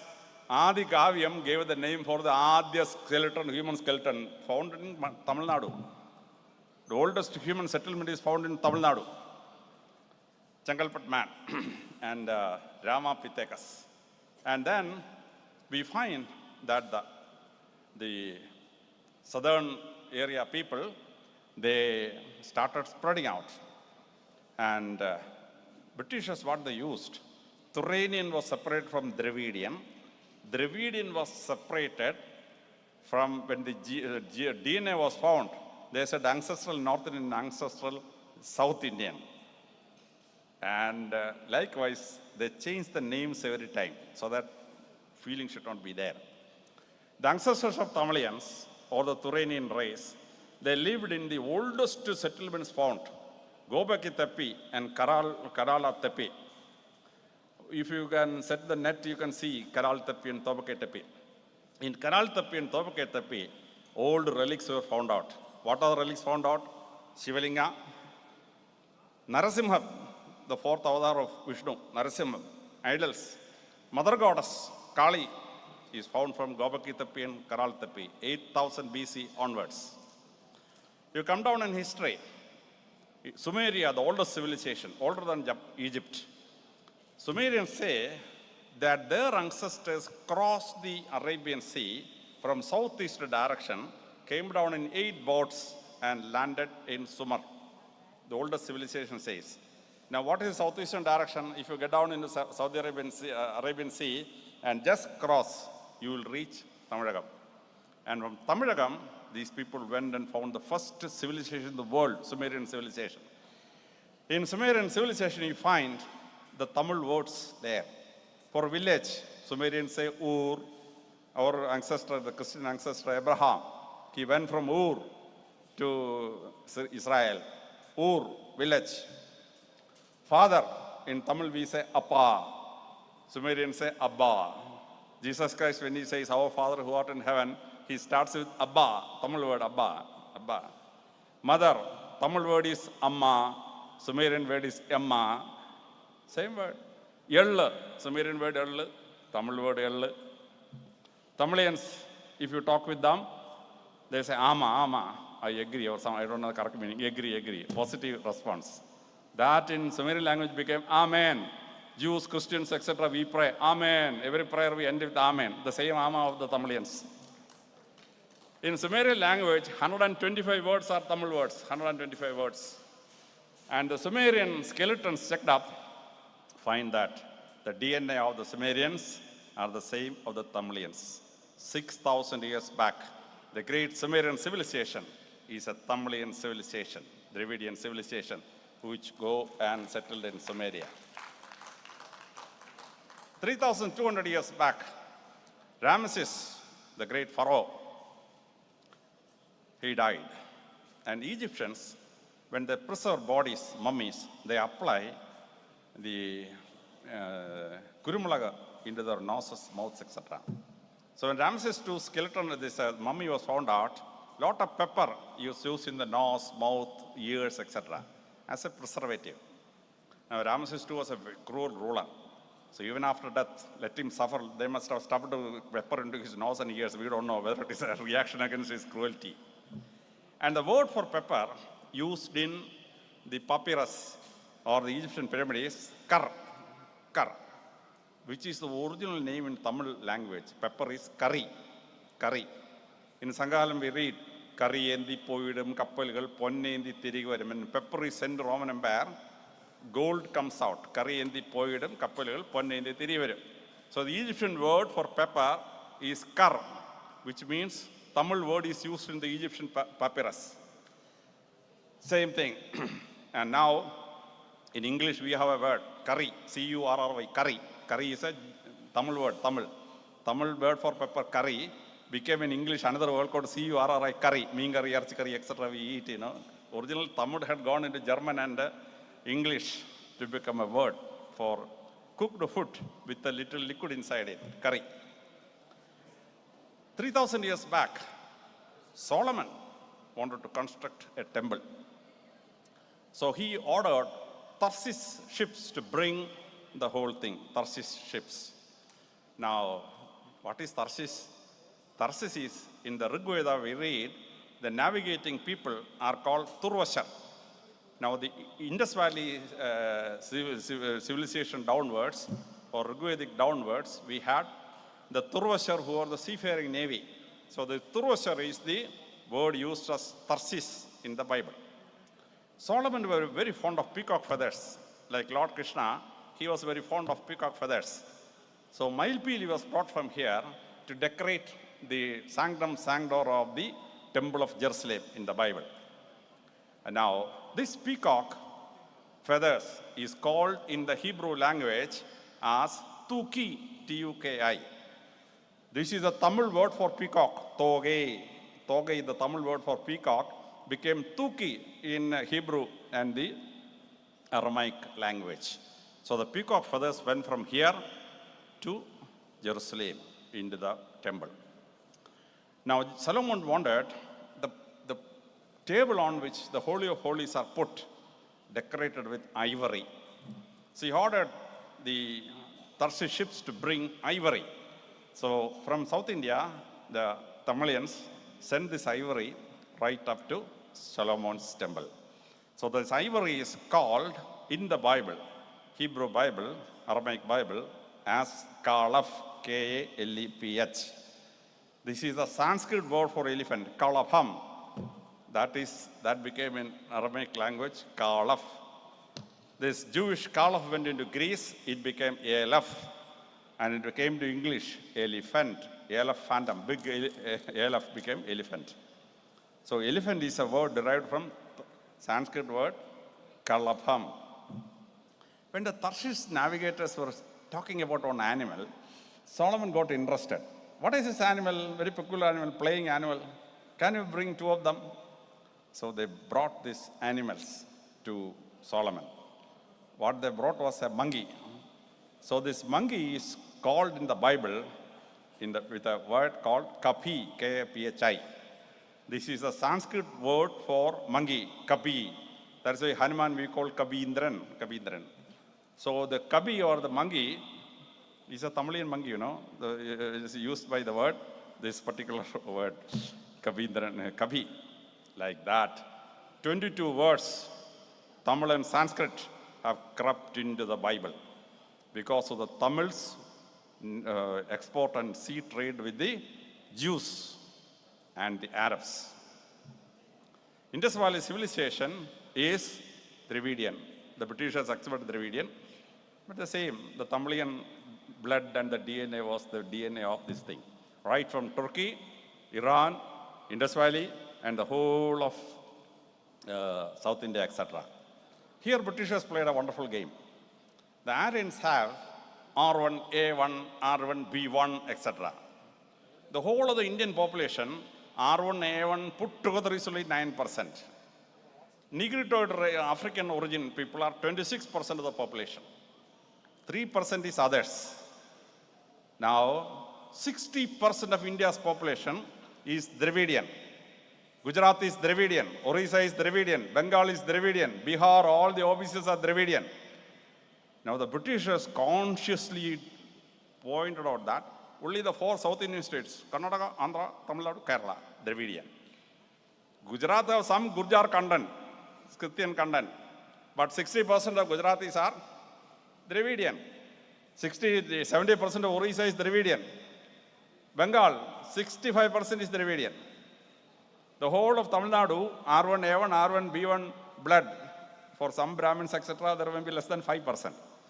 In Kerala, the whole R1, B1, R1, A1 and R1, B1 content in the population is hardly 3%. So-called Aryan content is 3%. 95% it is Dravidian and others. I come from a Brahmin family. We were converted to Christianity. Even now we have the sacred thread. We don't wear it when I go outside. In my home for the prayers, we use the sacred thread. I checked up my blood. There is R1A1 blood. The original Aryan blood is in me. We have a Jewish DNA in my body because 7 generations back, a Jew came from Europe and got married to one of my ancestors. So a Jewish ancestry is there. But in spite of all this R1A1 and the Jewish blood and some European Portuguese blood, my body is 90% Dravidian. You have to accept it. That acceptance has to be there. Instead of saying all the rest are Aryan. Completely false theory. You have to prove this theory completely wrong. And then we go to China. China have a 4,000-year-old statue. Shivalinga and Shiva, this thing. It was checked up with carbon dating. They found out that that statue is 4,000 years old. It has come from Tamil Nadu. The sculpture of the sculpture is Tamilian, original Tamilian, 4,000-year-old. Near Alexandria in Egypt, we have a place called Pandia. Now, very near that, there is a place called Pand, from where Cleopatra brought all the stones, etc. Now, many thought that this Pand has created this Pandia. But now we have found out from this Pandia, Chera king's inscription and order has been detected 10 years back. So now we understand Pandya is actually Pandya, the rulers of Tamil Nadu during the Sanghalam. So that Pandya became the one village name in Egypt. Now, from this area onwards, this influence was there. Now, we have Kashyapa, a great Rishi in our Puranas, or the great works. This Kashyapa lived in Kursk, the place where Ukraine has invaded Russia now. That is the place where the original hermitage of Kashyapa Muni was found out. Now we call the sea Caspian Sea. Caspian Sea is Kashyapa Sagara. Because Kashyapa lived there, the sea is called Caspian Sea. And Kazakhstan, Uzbekistan, Tajikistan, Turkmenistan, and Kyrgyzstan put together, 5,000 Hindu temples have been detected. 5,000. Hindus were living in all those areas. No Aryan came from there. We have a continuous civilization from Turkey, Iran, up to Tamil Nadu. Continuous civilization. This Kashyapa later migrated from Caspian Sea and lived in Kashmir. So Kashmir's original name is Kashyapa Mir, the hill on which Kashyapa lived. Kashmir have nothing to do with Muslims. Kashmir means Kashyapa Mir, the hill on which Kashyapa lived. So Hindu civilization was reigning from the whole area. Now DNA studies have been found out that the so-called Dravidian, ancestral South Indian they call it, the so-called Dravidian DNA is available in Romania, is available in Turkey, is available in Georgia, and it is available in 26 countries on all the sides of the Caspian Sea. South Indian, Dravidian, ancestral South Indian DNA has been detected. So we were living from Caspian Sea continuously up to the Indus Valley civilization and down into this place. And one Indus Valley city is called Harappa. That is city named in the Rigveda. In the Dasaraknya war, one of the war is happening at a place called Hariyupa. You see, Majindar says Hariyupa and Harappa are the same. I am not a historian to fight with any of these fellows. Anyhow, Hariyupa and Harappa are the same. This place was called in other areas, other places as Meluha. One of the Meluhan merchants was caught in a civil case in Kuwait. The whole thing had been found out from the remnants of Dilmun. Dilmun is a place around 75 kilometers from the Kuwait city. And Dilmun, when it was dug out, we found a lot of stones in which cuneiform scripts are there, from which this fellow who came from Meluha conducted this crime and he was being described. And this Meluha actually gave a different name, a different word in Sanskrit. People living in Meluha or Harappa were called Meluha Kacha, one who lived in Meluha. That gave a word called Mlecha.